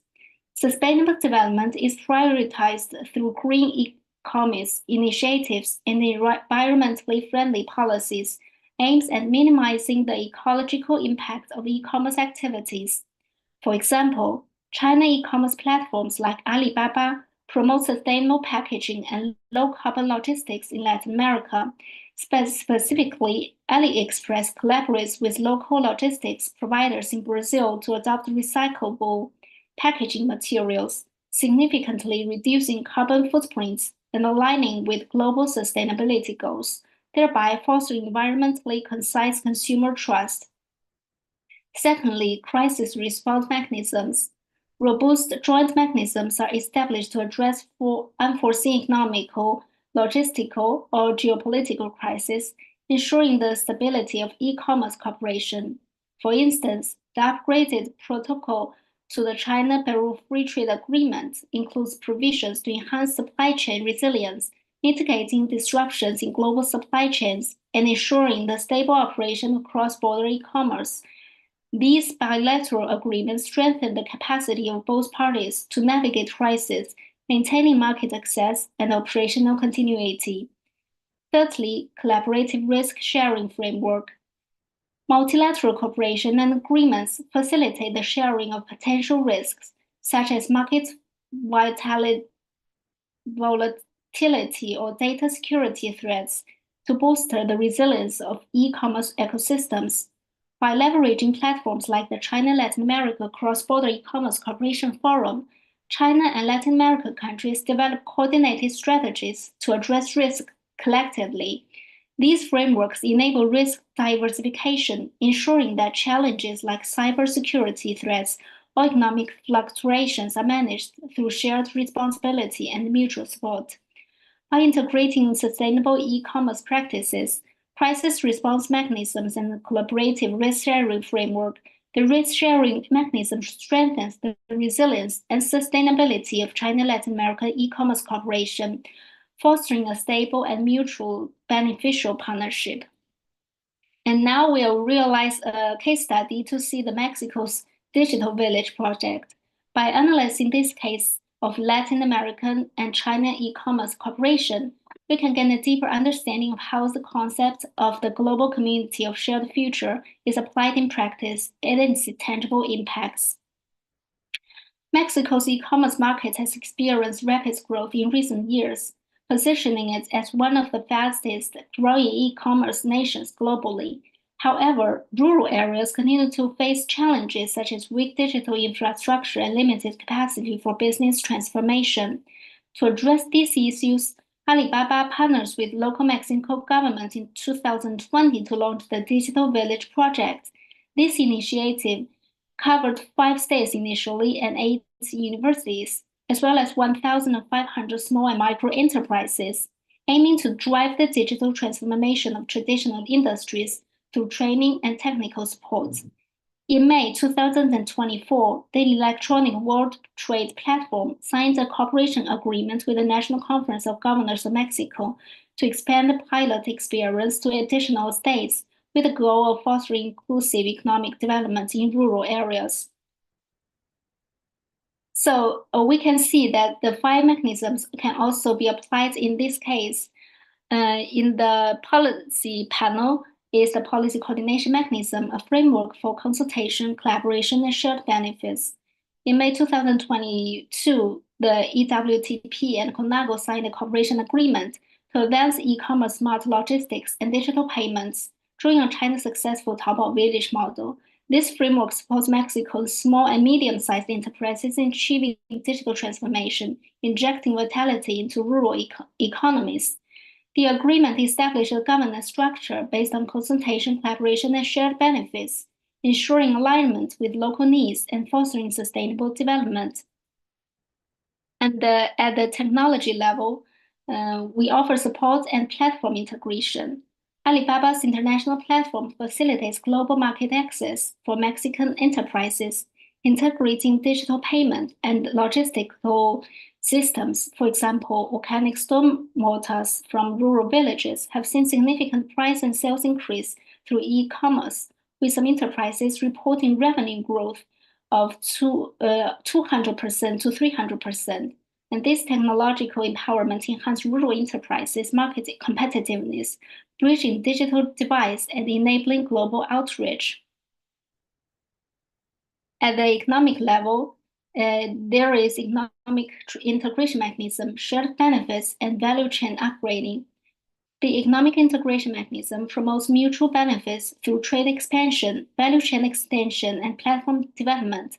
Alibaba's platform enables Mexican agricultural products, such as avocados, to enter the Chinese market, achieving market sharing and expanding trade cooperation. This approach strengthens economic ties and fosters win-win outcomes by integrating Mexico products into global value chain.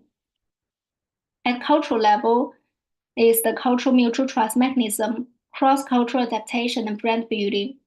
The cultural mutual trust mechanism facilitates cross-cultural adaptation and brand building to enhance consumer trust.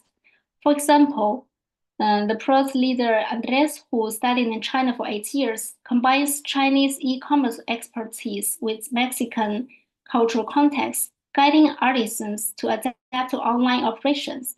In Guanajuato, traditional molcajete artisans, initially reliant on offline sales, now export products to Indonesia and South Africa via e-commerce, with prices rising from $9 to $200.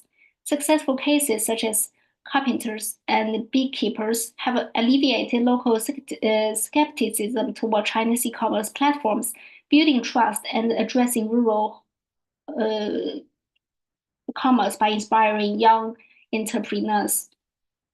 And these projects have gained many access and achievements. First of all is the talent training and knowledge transfer. The EWTP's Global Digital Talent Program provides Mexico with training in digital economy theory and practical skills, including new retail, small logistics, and digital marketing. By 2023, over 400 teachers and 1,000 students were trained, forming nearly 1,000 services teams to support enterprises transformation. And many economic benefits were also gained. In Puebla's mountainous regions, apple farmers expanded market reach through digital marketing, e-commerce platforms, and small logistics, increasing profits by 20%. Some farmers plan to develop value-added products like organic soda and cyber, and establish guest house for apple picking experience. These projects also have many social impacts. The project replicates China's Taobao village model, enabling global sales of Mexican specialties like tequila and ceramics through Alibaba's platform. By showcasing entrepreneurial opportunities, it attracts young people to return to rural areas, mitigating population outflow and revitalizing local communities. This is also favorable for the sustainable development, for the influx of young entrepreneurs fosters rural vitality, contributing to sustainable development by encouraging long-term economic and social stability in rural Mexico.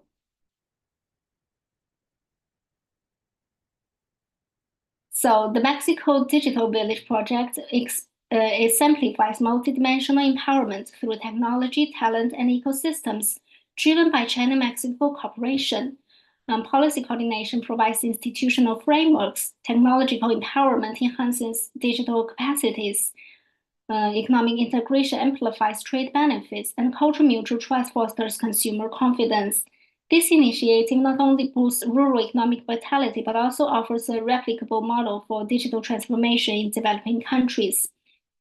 However, despite the immense potential of China-Latin American e-commerce cooperation, several challenges persist in advancing the construction of the digital Silk Road and as well as the e-commerce cooperation. For example, the policy volatility in Latin America, as well as the high logistic costs, and additionally, the cultural differences, which create trust barriers and misunderstandings.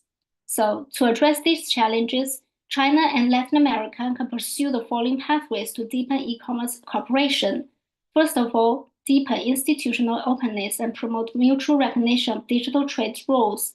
By aligning regulation and standards, compliance costs can be reduced and market access efficiency can be improved. Such institutional alignment not only mitigates uncertainties caused by policy fluctuations, but also provides a more stable business environment for enterprises. Secondly, increase joint investment in digital infrastructure, such as 5G and artificial intelligence. Collaborative efforts in developing digital infrastructure, including 5G and AI, can provide robust technical support for e-commerce development. These initiatives can effectively lower logistics costs, enhance information flow, and improve transaction efficiency, creating favorable conditions for cross-border e-commerce. Thirdly, establish cross-cultural training mechanisms to enhance brand localization capacities.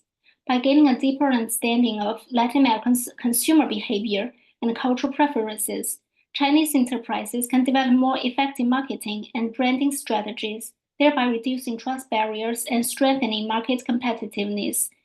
Through these mechanisms, the concept of the global community of shared future not only provides a strategic framework for China-Latin America e-commerce cooperation, but also transforms it into a sustainable driver of development through concrete practices, establishing a new paradigm for South-South cooperation. And this cooperation model emphasizes mutual benefit and collective development, contributing to the release of digital economy device and offering new perspectives and practical examples for global digital economic governance. And that's all for my presentation. Thank you very much for your attention. Muchas gracias. Gracias, doctora Xiyan Liu. En honor a la puntualidad, pero también por respeto a una pregunta que omití, vamos a dar un breve 5 minutos. We have a question to Professor Shan in the chat. Dr. Xuedong Liu la ha realizado. As you mentioned, building the bridge is particularly important for the cooperation between China and Latin America. Could you have some example in this aspect? Para la doctora Chen.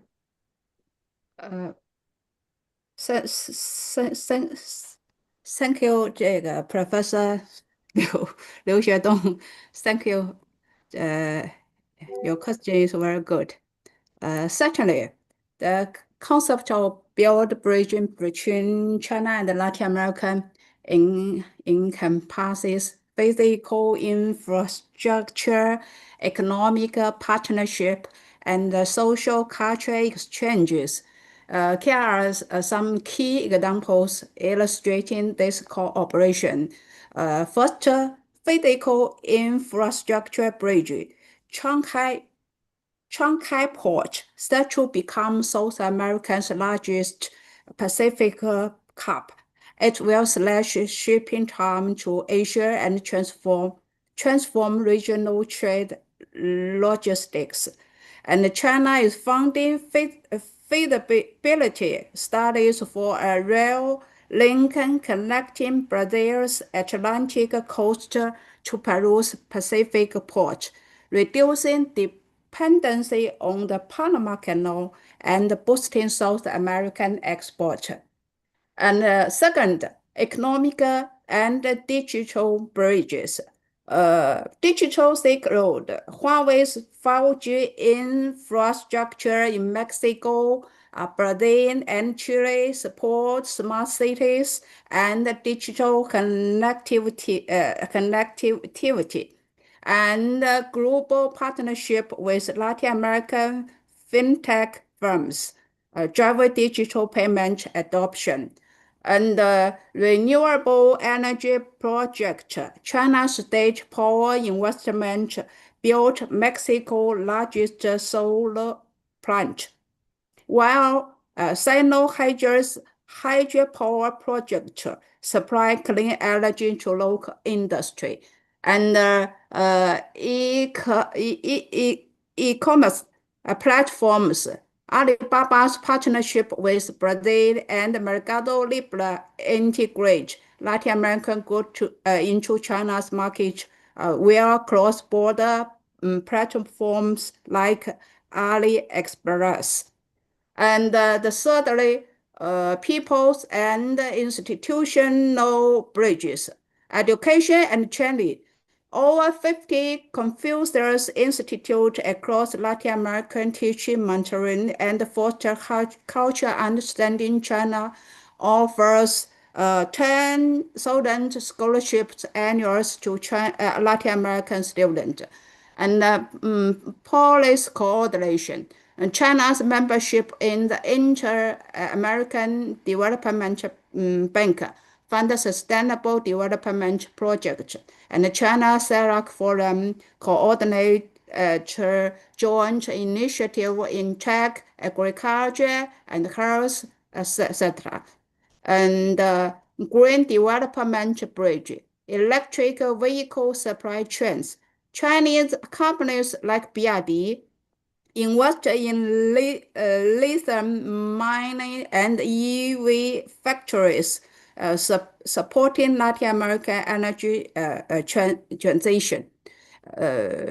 I think this project exemplifies how Sino-Latin American cooperation creates tangible and connected pathways for shared development, strengthening ties beyond diplomacy into everyday economic life. Thank you. Thank you, Dr. Chen. Finalmente, y para concluir con la participación de nuestras conferencistas internacionales, me permito compartir la pantalla en la cual hago mención a que el Grupo de Investigación Interinstitucional e Interdisciplinario China en la Esfera Económica Global del siglo XXI y el Centro de Estudios de Asia-Pacífico de la Universidad Autónoma de Baja California Sur otorgan la presente constancia a Chen Yuantin por su participación como conferencista magistral con el tema Cooperación entre China y América Latina bajo el contexto de competencia hegemónica, oportunidad y desafíos, así como a la doctora Qian Liu por su participación como conferencista invitada internacional con el tema Mecanismos de influencia de la comunidad de futuro compartido para la humanidad en la cooperación en comercio electrónico entre China y América Latina. En el contexto del 9º Seminario Internacional de Investigación, Desafíos de China en el siglo XXI, realizado de forma virtual desde las instalaciones de la Universidad Autónoma de Baja California Sur a través de la plataforma Zoom, los días 29 y 30 de mayo de 2025. La Paz, Baja California Sur, y muchas gracias nuevamente por sus atinadas presentaciones. Siguiendo con los protocolos de este evento, a continuación cedo el uso de la voz a la doctora Elena Preciado Caballero, de la Universidad de Guadalajara, para que coordine la mesa 1, temas de coyuntura de China. Adelante, doctora Norma. Thank you very much, Dr. Alberto Torres. Good evening to everyone in Mexico and good morning in China. Thank you for being here at the 9th International Seminar, China's Challenges in the 21st Century, Eugenio Anguiano Roch in Memoriam. Welcome to the first panel called Current Issues in China. Each presentation will have a duration of 18 minutes. If you have any comments or would like to ask to the presenters a question, please write them in the chat. We will have 15 minutes at the end to address them. The first presentation title, a study to Spanish translation and dissemination of texts related to the intangible cultural heritage along the Beijing Central Axis from the perspective of eco-translatology based on the 5W model. This presentation will be presented by Dr. Haonan Wang and Xiangyu Li, both affiliated with Beijing International Studies University. My apologies, doctors, if I didn't pronounce correctly your names, but since now the microphone is yours. Ok, thank you. Gracias, moderadora. Ahora comparto mi pantalla, ¿vale?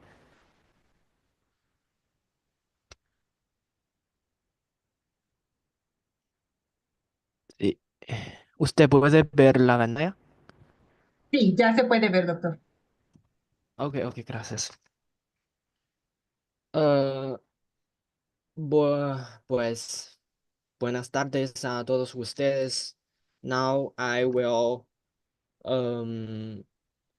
ahora voy a empezar mi presentación. Pues, I'm truly honored to participate in this presentation. Honored to participate in this conference and to have the opportunity to share my research with all of you, titled, this research has the title of Study on the Spanish Translation and the Dissemination of Texts Related to the Intangible Cultural Heritage along the Beijing Central Axis from the perspective of eco-translatology based on the 5W model. And my research consists of 5 parts. So to begin, let me briefly introduce the background of my research topic. Firstly, in recent years, with the accelerating path of globalization, cultural exchanges have become increasingly frequent, and China has been committed to enhancing the dissemination and global influence of Chinese civilization, aiming to present an authentic, multidimensional, and comprehensive image of the country. Secondly, on July 27, 2024, the Beijing Central Axis was officially inscribed on the World Heritage List, and its official inscription on the UNESCO World Heritage List provides us with a unique perspective for research, because this area is not only rich in tangible cultural heritage, but it's also home to numerous intangible cultural heritage items, ICH, that embody profound historical, cultural, and social value. And thirdly, at the same time, China has implemented a 240-hour visa-free transit policy for an increasing number of Spanish-speaking countries, which has led to a growing number of native Spanish speakers visiting China, and in particular Beijing. However, how to effectively introduce these invaluable cultural assets to Spanish-speaking audiences remains a key challenge. Therefore, I choose this research topic to explore how to better convey the cultural connotations of the ICH along the Beijing Central Axis through the process of translation. Secondly, the second part is the literature review. In the course of this research, I conducted a review of the relevant literature, focusing primarily on studies on eco-translatology, the 5W model of communication, and research on the dissemination of ICH, the combination of eco-translatology and the 5W model, as well as research on the translation and dissemination of the ICH of the Beijing Central Axis for external communication. And I have discovered that there are certain areas of research that are insufficiently explored and remain as gaps. For instance, multilingual research in the field of ICH translation for external communication remains limited, with most studies focusing on English. Moreover, existing research tends to adopt relatively narrow perspectives, often from either translation studies or communication studies alone. Specifically, there has been relatively little attention paid to the international dissemination of ICH along the Beijing Central Axis. Therefore, through this study, I aim to address the gap in multilingual research, adopt an interdisciplinary perspective, and focus on the specific context of Spanish translation in the international communication of ICH along the Beijing Central Axis. Well, my research is grounded in two theories. The first one is the eco-translatology proposed by Professor Hu Gengshen from Tsinghua University. This theory emphasizes a three-dimensional transformation, namely linguistic, cultural, and communicative dimensions, and it introduces the concepts of translation as adaptation and selection, and it also outlines 10 practical translation strategies. Meanwhile, the famous 5W model of Laswell, on the other hand, provides us with a systematic analytical framework which includes 5 elements: the communicator, who, the content of communication, says what, the communication channel, in which channel, the audience, to whom, and the effect, with what effect. So I attempt to integrate these two theories to construct an eco-translatological model based on the 5W model, enabling a more comprehensive analysis of the translation and dissemination of the ICH along the Beijing Central Axis text.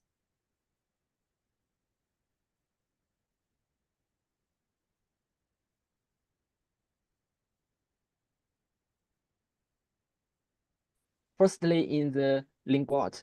In this dimension, the translator must pay close attention to the linguistic differences between Chinese and Spanish, since the ICH content is carried through language. So translators need to consider how to render the original Chinese text into authentic and natural Spanish. So this aligns closely with the content of communication says what element in the 5W model and provides a useful perspective for analyzing translation. And in the second dimension, cultural dimension and the communicator who and the audience to whom. Well, there may be some cultural similarities or mutual understanding between Chinese and Spanish-speaking populations. Cultural differences are far more prominent. Thus, translators must bridge the gap between the source culture and the target culture, ensuring that cultural elements embedded in the source language are effectively recontextualized in the target language environment. And in the last dimension, we can say that the ultimate goal of translation is to facilitate communication between native Chinese and native Spanish speakers. And the effectiveness of a translation is largely measured by its communicative function. So given the diversity of communication channels such as books, audiovisual media, images, and more, translators need to tailor their strategies to different contexts and ensure their translation are accessible, acceptable, and impactful for Spanish-speaking audiences. Well, in practical terms, for the linguistic dimension, strategies such as source contextualization and target contextualization are particularly suitable as they focus on the inherent characteristics of the source and target language.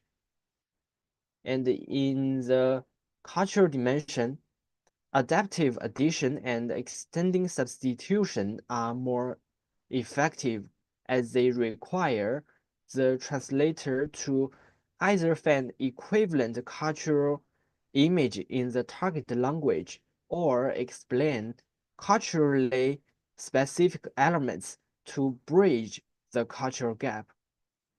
And in the last dimension, the multi-transformation strategy is crucial because this strategy calls for the translator to consider multiple aspects, including language, culture, communication, aesthetics, and media format, and to adjust their translation strategy accordingly using multimodal approaches such as books or subtitle audiovisual material. So to validate my theoretical framework, I conducted an analysis of selected cases, including the book titled Common Knowledge About Chinese Culture, English and Spanish Editions, Confucius Institute, Issue 1, 2022, in a bilingual Chinese-Spanish format and other official sources. So when it comes to the analysis in the first dimension, I analyzed the transformations from micro to macro levels, including voice transformation between active and passive structures, syntactic transformation between dynamic and static expressions, rhythmic and prosodic adjustment at the discourse level. And I applied strategies such as source contextualization and target contextualization to optimize several translated passages. In the second dimension, I classified the ICH of the Beijing Central Axis into three main categories: folk urban culture, imperial court ritual culture, and traditional philosophical culture. And then I employed adaptive addition and extending substitution to try to convey the unique charm of these cultural items in Spanish. Here we can see an example. This case introduces the traditional Chinese festival, the Dragon Boat Festival, and some of its customs. In the original text, there was no explanation of what Chinese zones are. However, in the original translation, the translator added an explanation, enriching the text So this is an application of the adaptive addition strategy, which can help Spanish-speaking readers understand what Chinese zones are and to some extent fills the cultural gap between native Chinese speakers and native Spanish speakers. And in the version of revised translation, in addition to the previous strategy, we can also employ the extending substitution strategy because we can try to find a cultural image similar to Chinese zones within the Spanish-speaking cultural context. Well, in Mexico, there happens to be a food named tamal, which is quite similar to Chinese zones. Therefore, this is an extension and regeneration of a cultural image. And this demonstrates the effectiveness of extending substitution strategy, and it also makes it easier for Spanish-speaking audiences to understand and can bridge the psychological distance between the two groups of people. And in the last dimension, the communicative dimension, I incorporated some examples of video subtitles to assess the effectiveness of the multi-transformation strategy and to explore how to better capture the attention of Spanish-speaking audiences. This case is a legend about the rabbit goat of China, presented to Spanish-speaking audiences in the form of video subtitles.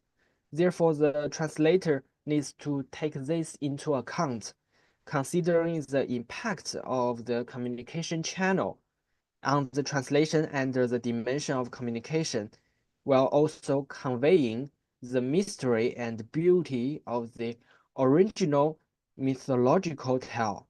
So this is precisely the application of the multi-transformation strategy. So, based on the above analysis, I have reached the following conclusions. The first one is that translation strategies must be applied flexibly and in combination across the three dimensions. And the second one is that translators should clarify their roles and enrich their knowledge of the ICH and serve as cultural ambassadors for its promotion. The third conclusion is that the eco-translatological framework based on the 5W model is highly adaptable to the context of the ICH along the Beijing Central Axis, translation for international communication. And the last one is that the effective dissemination of the Beijing Central Axis ICH requires a comprehensive consideration of both translation and communication dimensions. Well, that concludes my presentation. Thank you all for your attention. Muchas gracias. Thank you very much for your presentation, Dr. Wang. It was very interesting. Please remember that you may share your comments or questions in the chat, and we will take note at the end of the presentations.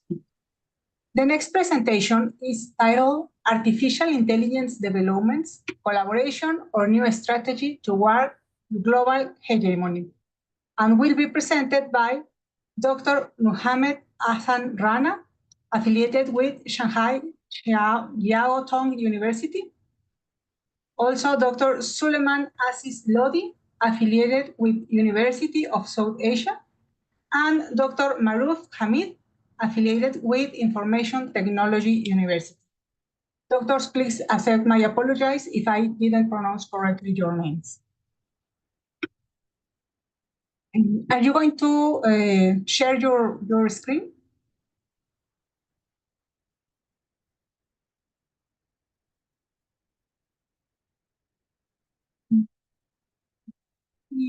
If the doctors are here.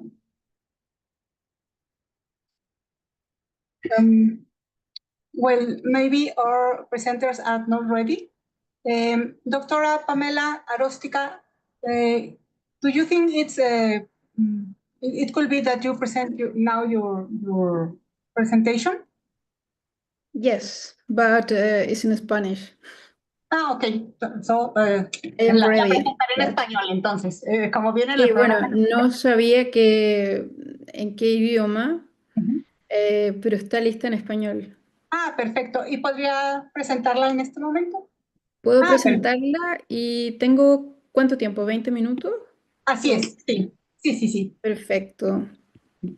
Entonces, me permito presentarla. Por cuestiones de tiempo, pues solo diré su adscripción, su nombre y la ponencia que nos hará favor de presentar. Entonces, la doctora Pamela Aróstica, afiliada o bueno, adscrita al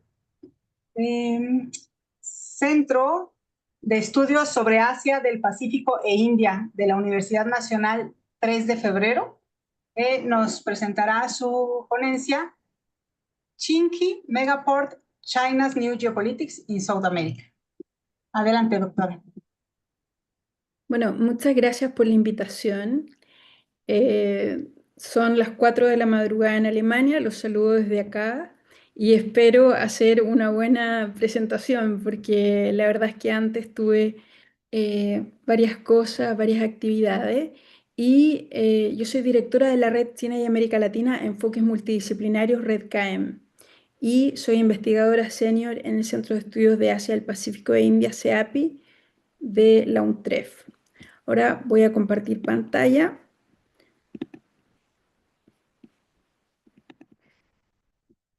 No sé si se ve. ¿Ustedes me Doctora, sí se avisan? ve. Sí se ve, ¿Se ve bien? perfecto. Perfecto. Entonces voy a comenzar la presentación. Voy a referirme a 6 partes. Primero, una introducción con la importancia estratégica del megapuerto. Luego voy a hacer mención al posicionamiento del megapuerto de Chancay como plataforma logística de clúster regional.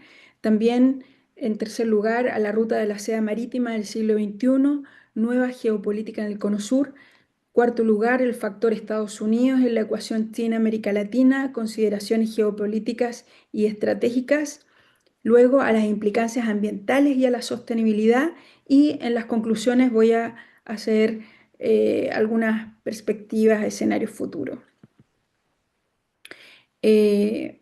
Obviamente, este tema del megapuerto de Chancay está en esta mesa de temas coyunturales, pero en realidad no es un tema coyuntural porque es un tema que precisamente es un proyecto de larga duración muy importante porque está cambiando el panorama geopolítico de América del Sur.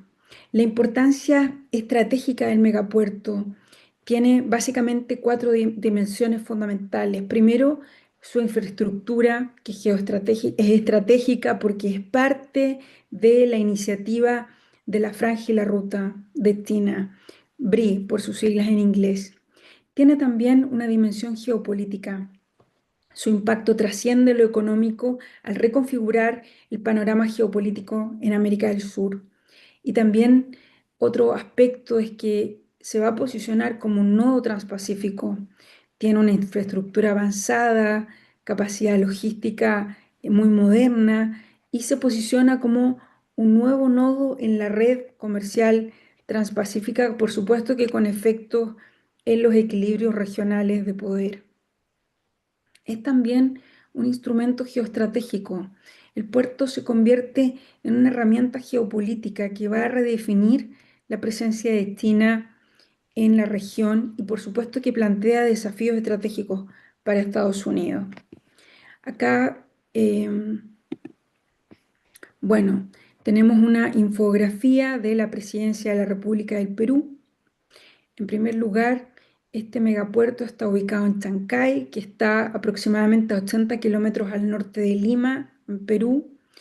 La infraestructura se caracteriza porque es un puerto profundo, automatizado, también va a tener un túnel logístico. La inversión inicial es de 1.300 millones de dólares, pero la total va a ser de 3.600 millones, con una capacidad inicial de más de 1 millón de TEUs, pero por supuesto que cuando se termine esta obra eso se va a ampliar.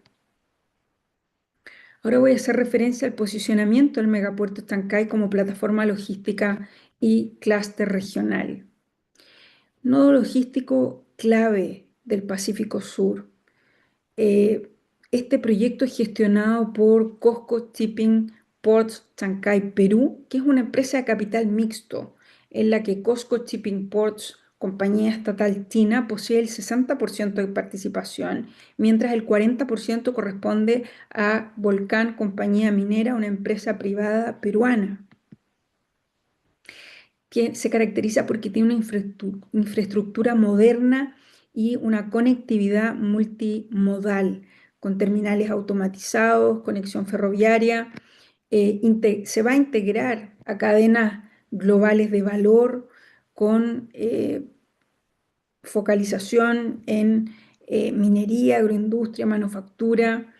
Tiene también este concepto de Smart Port, uso de tecnologías avanzadas, automatización, vehículos autónomos. Se posiciona como un puerto de cuarta generación. En perspectiva comparada con otras rutas marítimas, podemos observar estos mapas al 2004, las fuentes PROM Perú, y acá vemos en términos comparativos que las rutas tradicionales de Chile, Perú, Colombia, Panamá, México, a destinos como Japón y China se demoran 35 días. En el caso de Brasil, Uruguay y Argentina, pueden llegar a Singapur, Japón y China en 60 días. Y el megapuerto de Chancay se contempla que sean 12 días. Pero además, esta conexión Chancay-Shanghai dice relación con la posibilidad de poder llegar también a otros mercados asiáticos, y que a su vez países vecinos de Perú también, que no tienen, por ejemplo, salida al Pacífico, puedan sacar sus productos hacia el Pacífico por medio de las conexiones entre los países. Acá está el mapa del plan maestro del terminal portuario multipropósito, que básicamente se contempló con tres ejes fundamentales: una zona operativa, un viaducto subterráneo y un complejo de ingreso. En la etapa final se contempla que el proyecto tenga terminales especializados en un área de zona primaria con 15 muelles, 4 muelles para carga a granel, carga general y rodante, y 11 muelles para contenedores. En total van a ser más de 6 kilómetros de muelles. Voy ahora a hacer referencia a la ruta de la seda marítima del siglo XXI y a la nueva geopolítica en el Cono Sur. La iniciativa de la franja y la ruta como un proyecto global de conectividad e integración económica fue impulsado por el gobierno chino el 2013. Posteriormente, también se contempló la ruta de la seda marítima del siglo XXI, y este megapuerto de Chancay está inserto dentro de esta iniciativa. En primer lugar, esta iniciativa estuvo orientada hacia Asia, Europa, África, y posteriormente se fue extendiendo progresivamente hasta América Latina alrededor del 2017. Esta región obviamente siempre ha sido considerada como parte de la esfera de influencia de Estados Unidos, que es el tema al que me voy a referir en el próximo punto. El objetivo final del megapuerto de Chancay es posicionarse como un hub logístico regional. Acá tenemos otro mapa donde podemos observar cómo el puerto de Chancay se va a conectar a otros puertos del Asia, y se va a demorar aproximadamente de 10 a 12 días. Acá tenemos una cita del director de la Cámara de Comercio de Chancay, Mario Tarán, que él decía: Brasil es uno de los principales exportadores de productos agrícolas hacia China y el megapuerto reforzará esta conexión estratégica. Todo esto también dice relación con un concepto de infraestructura también más amplio, donde está todo el tema de los corredores bioceánicos, donde Brasil se podría conectar con Perú de manera más expedita y, por supuesto, poder sacar sus productos hacia China.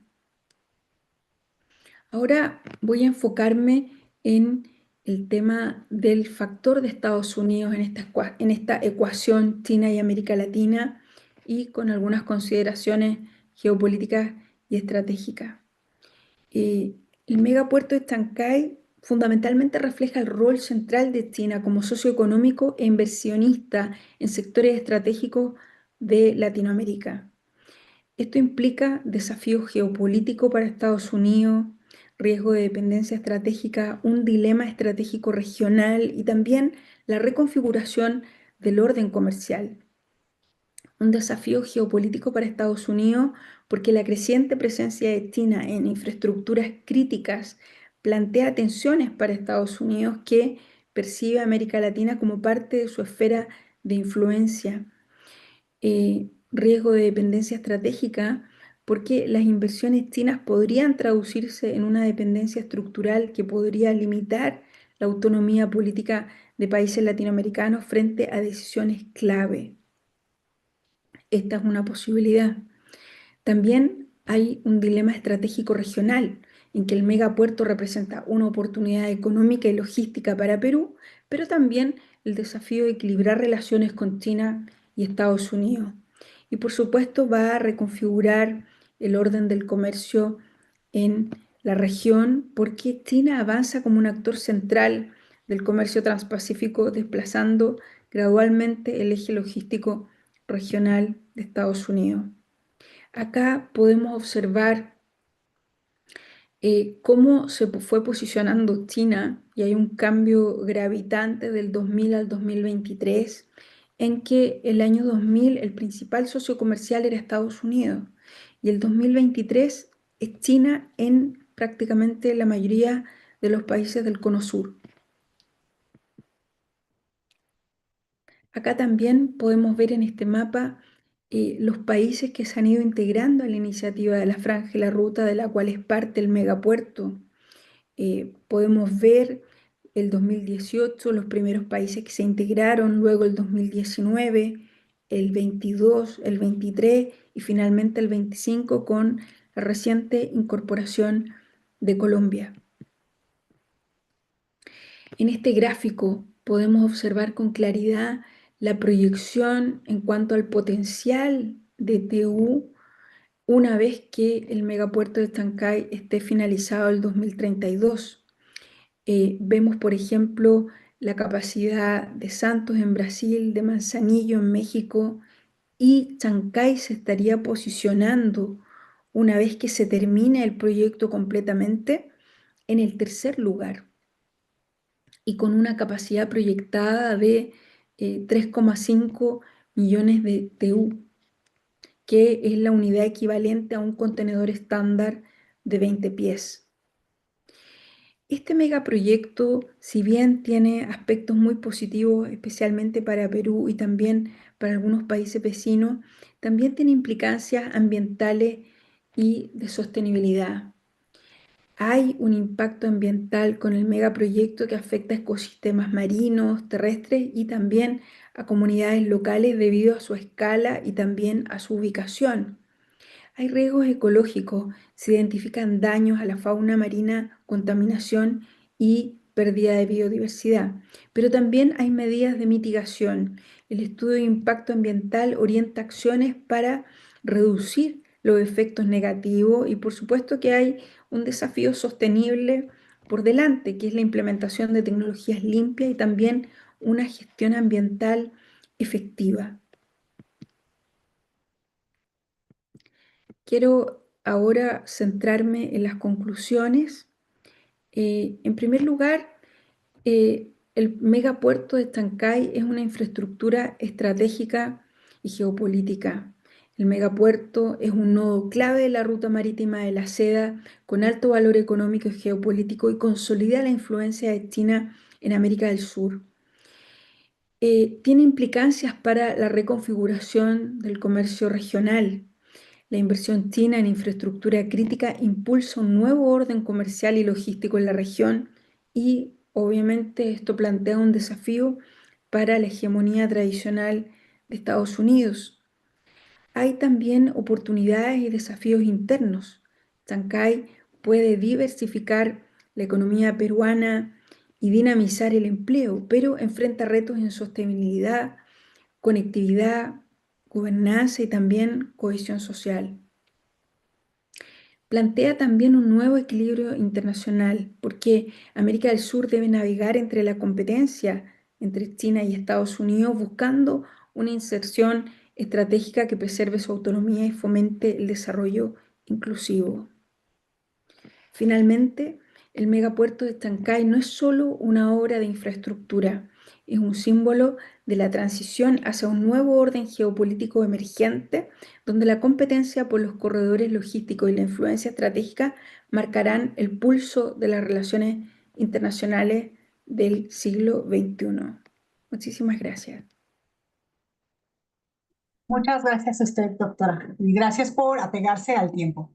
Muy interesante esta ponencia sobre el megapuerto de Chancay. Ojalá tengamos tiempo al final para preguntas y respuestas. Muchísimas gracias. De nada, gracias a usted. And well, after some technical problems, we can now continue with the third presentation, which is titled Artificial Intelligence Developments, Collaboration or New Strategy Toward Global Hegemony, and will be presented by Dr. Muhammad Hassan Rana, affiliated with Shanghai Jiao Tong University, Dr. Suleiman Aziz Lodi, affiliated with University of South Asia, and Dr. Maruf Hamid, affiliated with Information Technology University. Please, doctors, accept my apologies if I didn't pronounce correctly your names, and you have 20 minutes for your presentation.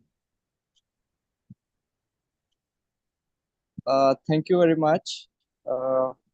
This is Ahsan, and let me start it. Apologies for some delays in the connection as we are joining from other countries, so there's some interruption in the Zoom sometimes. Don't worry, Dr. Hassan, we are on time. Yeah. So, Andrea, can you share the slides, please?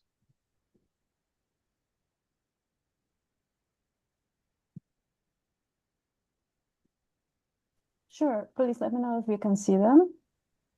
Yes. Okay. Okay, and if they can go, like, if they pass. Sí, sí se ve, Andrea. Okay.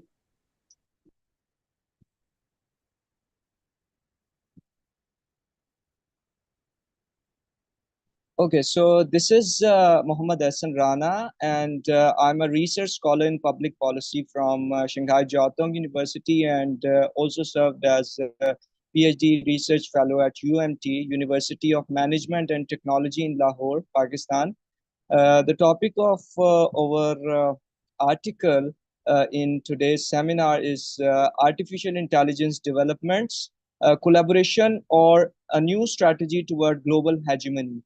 And for this seminar, we will be going through the introduction methodology part, followed by some key questions and themes, and moving toward the proposed framework in this paper, we can draw some policy implications and conclusion at the end.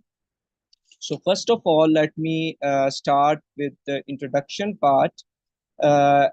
As we know that there is an ongoing rivalry at multiple technological fronts among different regimes globally with recent developments in artificial intelligence. And as we review the previous industrial revolutions through the mechanization, automation, and digitization, we will observe that there were some deficits in the execution of those like previous industrial revolutions. For example, we can see that there are some deficits in the global south and global north, which were quite evident.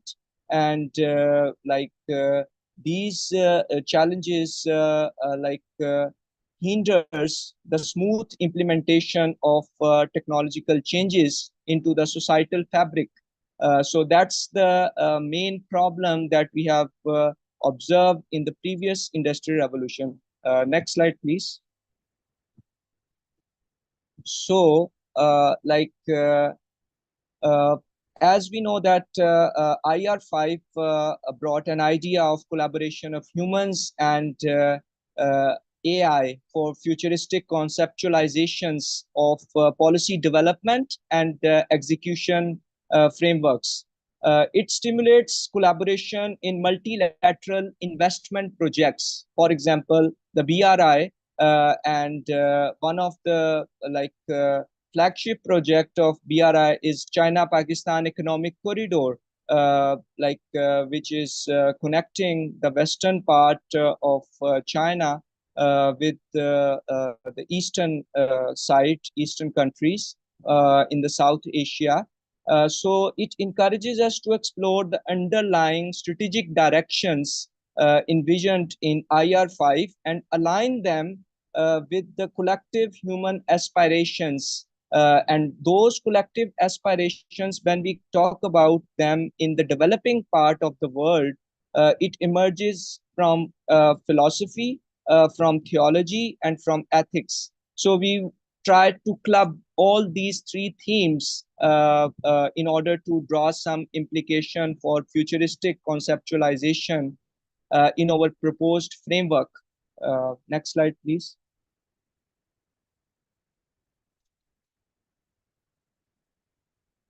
So, this paper attempts to explore the potential gaps in knowledge creation in the local industrial ecosystem of a developing country lagging behind the technology. And when we say the technology, we here mean the application of knowledge, the application of the latest knowledge, which is a dire need in IR5.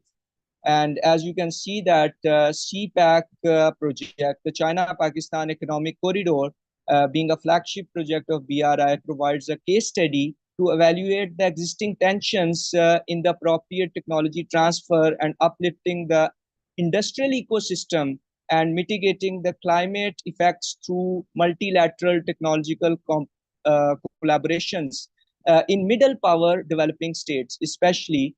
So that's the main case we are going through in our paper. Next, please.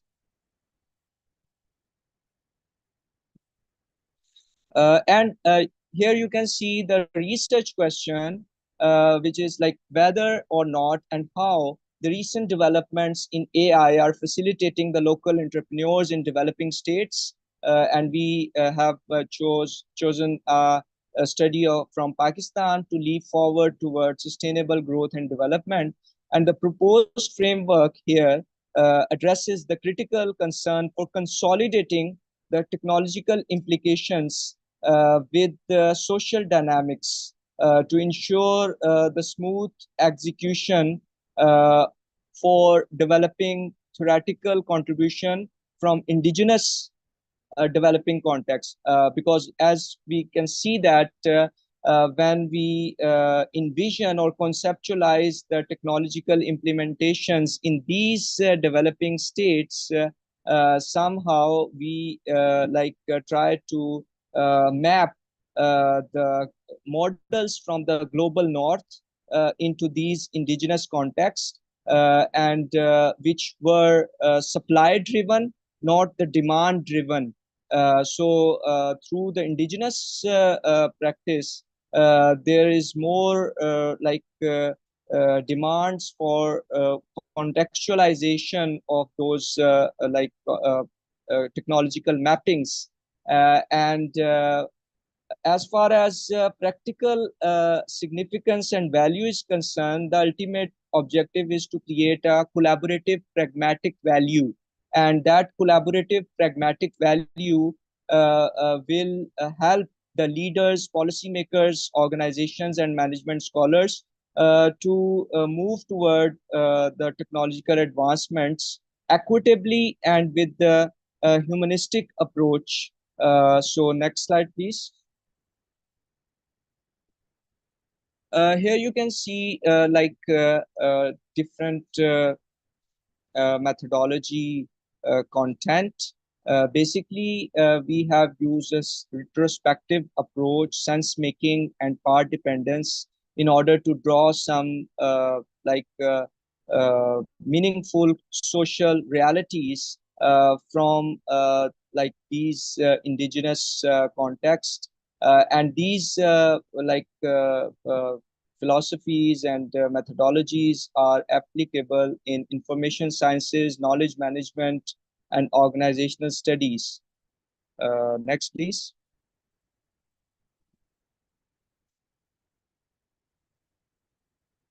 So here, the main crux is the intersection of technology and social dynamics has been explored and utilized to develop a conceptual framework to foster a digital inclusivity in the social fabric through relevant paradigms and innovative practice. We have included a policy feedback and focus group events from the think tank in Pakistan, which is the Shahid Javed Barki Institute of Public Policy in 2024 and 2025 for this paper.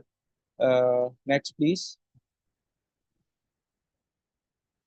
So here it is highlighted why collaborations are important in recent AI developments. On one hand, we can observe the lack of collaborations among different stakeholders, governments, businesses, academia, stem from socially ingrained mental barriers in developing countries specifically. And it is also critical to examine the underlying deficits globally as well. On the other hand, through the equitable technology diffusion from countries in the global north. And as we can see, there are some structural and functional technological developments going on. However, there is a cognitive inertia in the adoption in the developing economies. So through the expansion of this technological transformation, there poses societal challenges, risks for broader human communities. And due to these problems, as I have mentioned earlier, there are deficits in demand-driven technology adoption mechanisms to be envisioned. Next, please.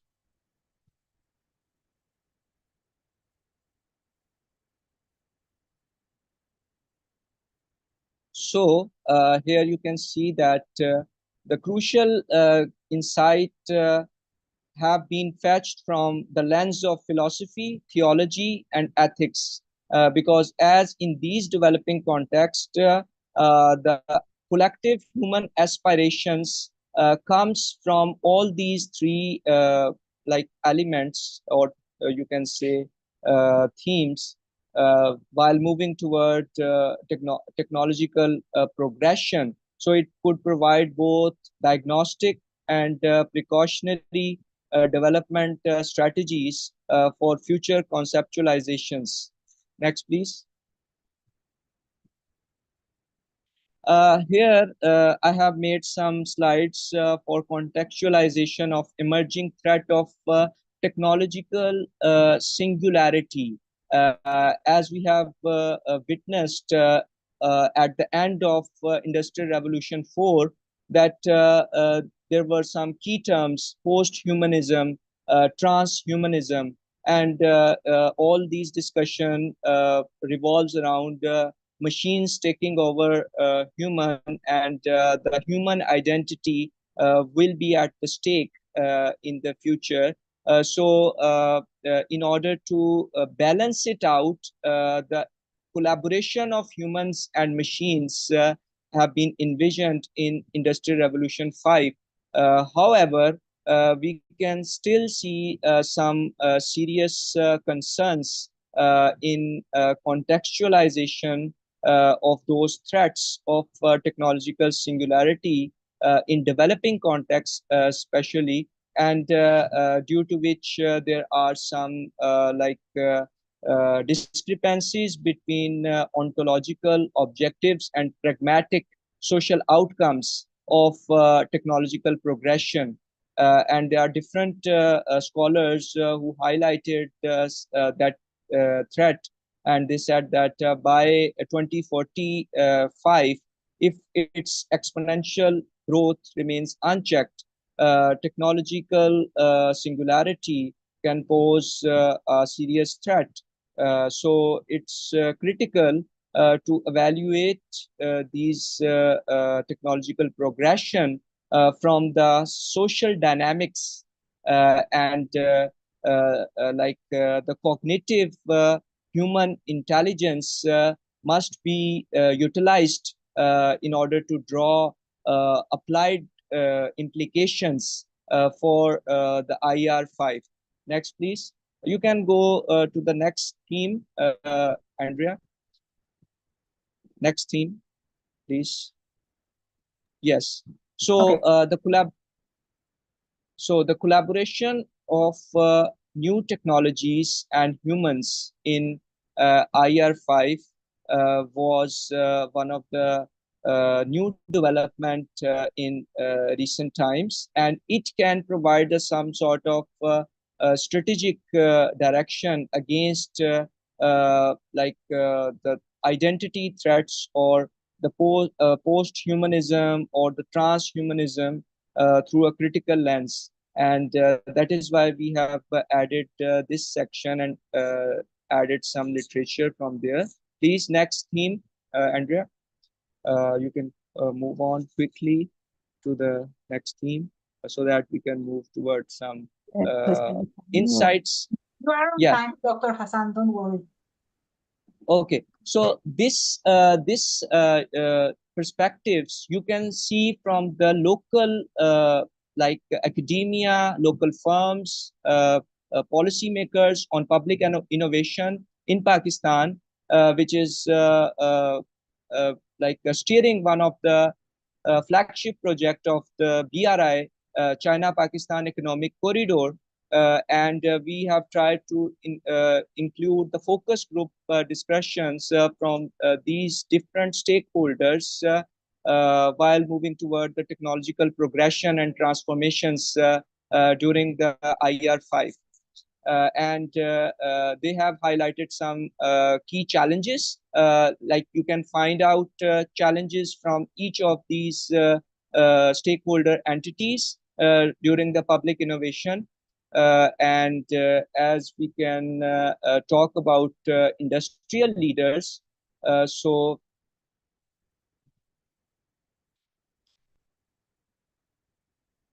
excuse me. So industrial leaders talk about there is a potential in the geopolitical and socio-economic and strategic point of views for the China-Pakistan Economic Corridor.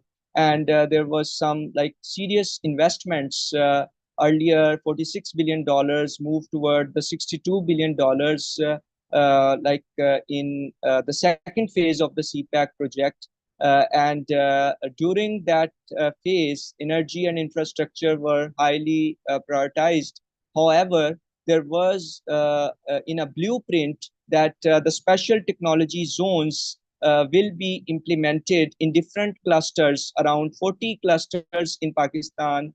That is where the idea of IR5 can play a pivotal role in the future implementations. Next, please. So the academia and industrial linkages, as we can observe in any developing country, and as per academicians and researchers in developing countries, there were some major barriers and lack of commercialization of research through patents. And we are talking about the idea of knowledge economy here. There are some initiatives from the Ministry of Planning in Pakistan, where they are working on 5E model, a framework through which they can introduce these ideas in the local economy. Next, please. Next. Yes. So here, the idea of co-creation and collaborative governance model could be very instrumental in this regard to develop across the board collaborations among the relevant stakeholders to foster principled engagement, mutual trust, commitment to the process, and shared understanding, while striving for the joint research ventures and unleash the technological potentials in future. Next, please.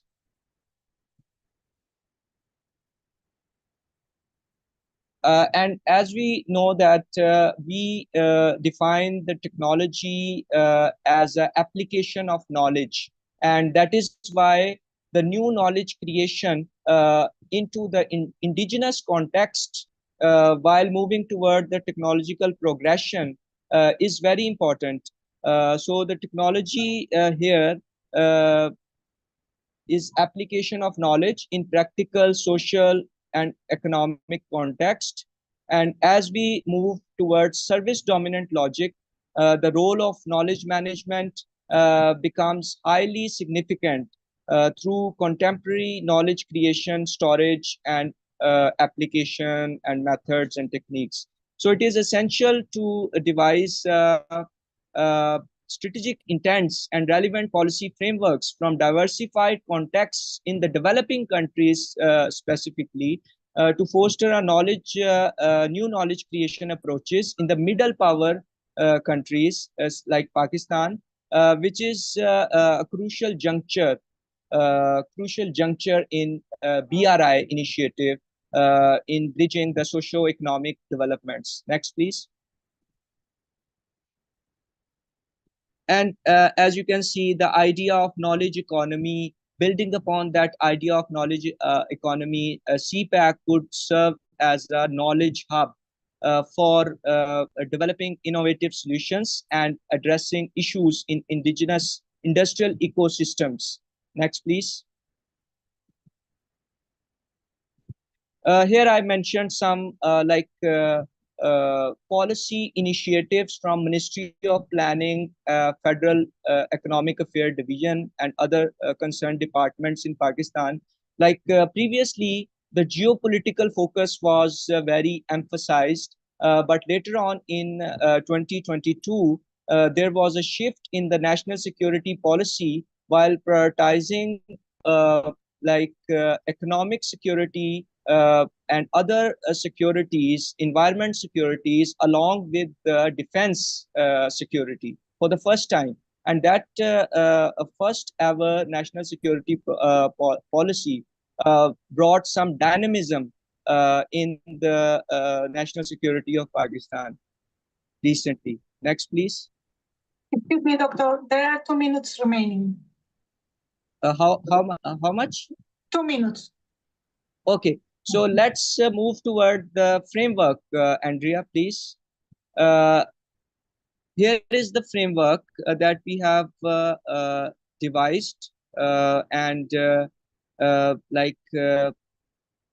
In this framework, we try to club the implications from the social dynamics emerging from the philosophy, theology, and ethics. As the different cultures and the cross-cultural interaction during the technological progression must gain the consensus of different stakeholders And in order to gain the consensus, their root ideologies must be addressed. And that is why we try to take lessons from all of these three elements. Please go next.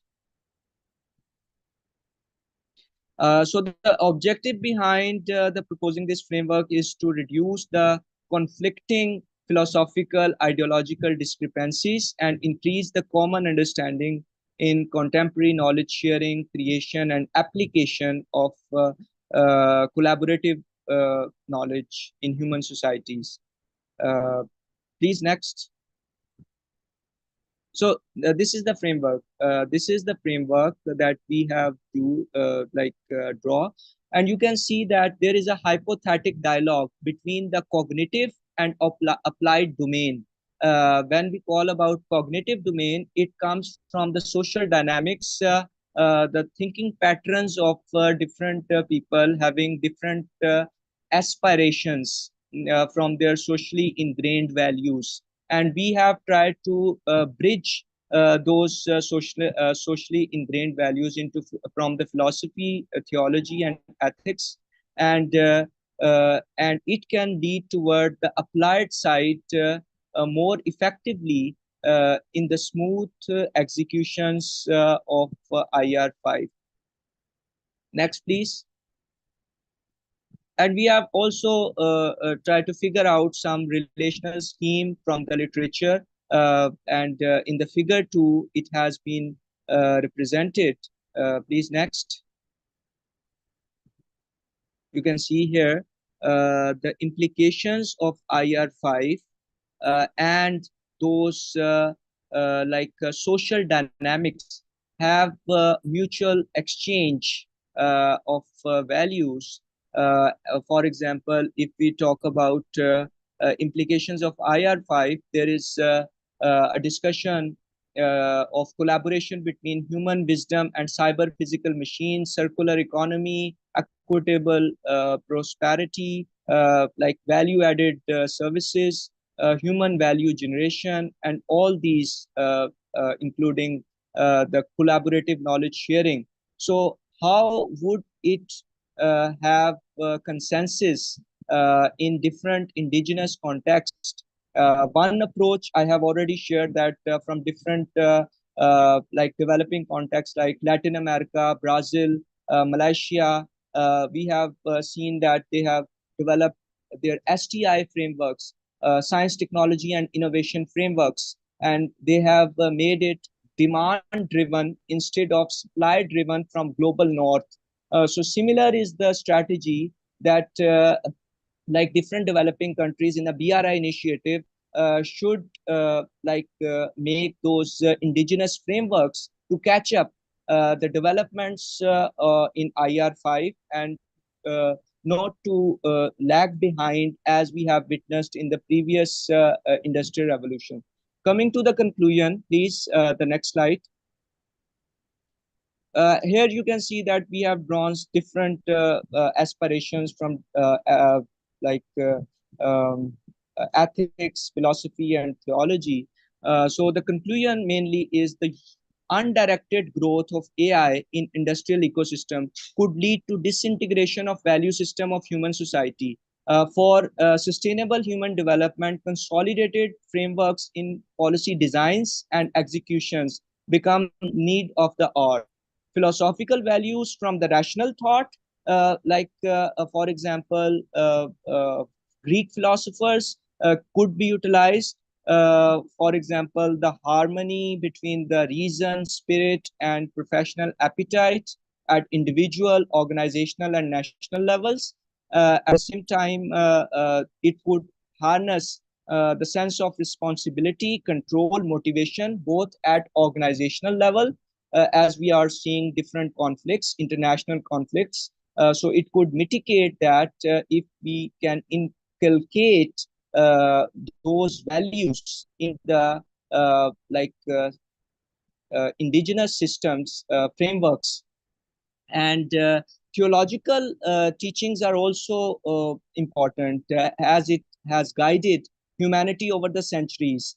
So we have make some sort of consensual arrangement from 3 monotheist religions, Christianity, Islam, and Judaism, to draw some common aspirations for those who could take their main aspirations from theology, to have some consensus. For example, there is a sanctity of life of human beings, and there is like distinction between identity of machine and humans, as human can possess a spiritual power and spiritual being. So these sort of inspiration can stop transhumanism hazards and post-humanism hazards. Next, please. Excuse me, doctor, we are on time. We are. Okay, so I'm almost done. The last slide, please, Andrea. So the future studies, please go back, future studies. Yes, so future study could utilize different insights from the proposed framework to test the individual impacts on the implications of IR5 in different organizations, particularly and generally in society. So that's all. Thank you very much for your time. And any question or feedback is welcomed. Thank you very much for your presentation, Doctor. We have some minutes for questions. Tenemos un par de minutos para preguntas y tenemos una pregunta para el Doctor Wang. Dr. Wang, Dr. Megumi Terui thanks you for your presentations, and she has a question. With all the different varieties of Spanish, what is the process to decide which words used in these adaptations?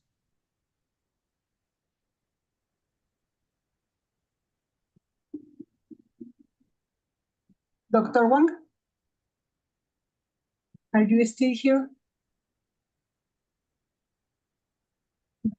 I can see that you are connected, but we can't hear you.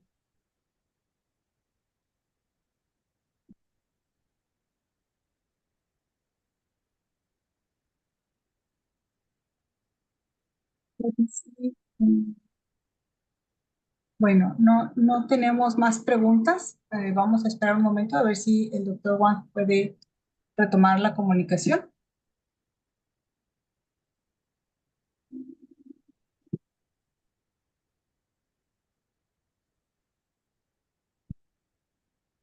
Bueno, parece que está teniendo problemas técnicos el doctor Wang, pero doctora Megumi, le haremos llegar de todas formas su pregunta para que la conteste.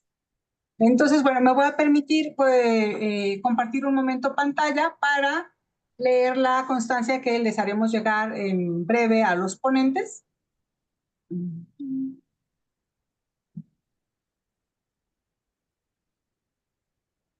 Entonces, ¿ya se ve la pantalla?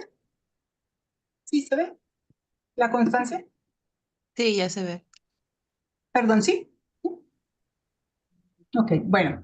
Entonces, la constancia dice, el Grupo de Investigación Interinstitucional e Interdisciplinario China en la Esfera Económica Global del siglo XXI y el Centro de Estudios de Asia-Pacífico de la Universidad Autónoma de Baja California Sur otorgan el presente reconocimiento a la presente constancia a Pamela Aróstica por su participación como ponente con el tema Shanghai Megaport, China's New Geopolitics in South America, en el noveno Seminario Internacional de Investigación, Desafíos de China en el siglo XXI, realizado en forma virtual desde las instalaciones de la Universidad Autónoma de Baja California Sur a través de la plataforma Zoom, los días 29 y 30 de mayo de 2025.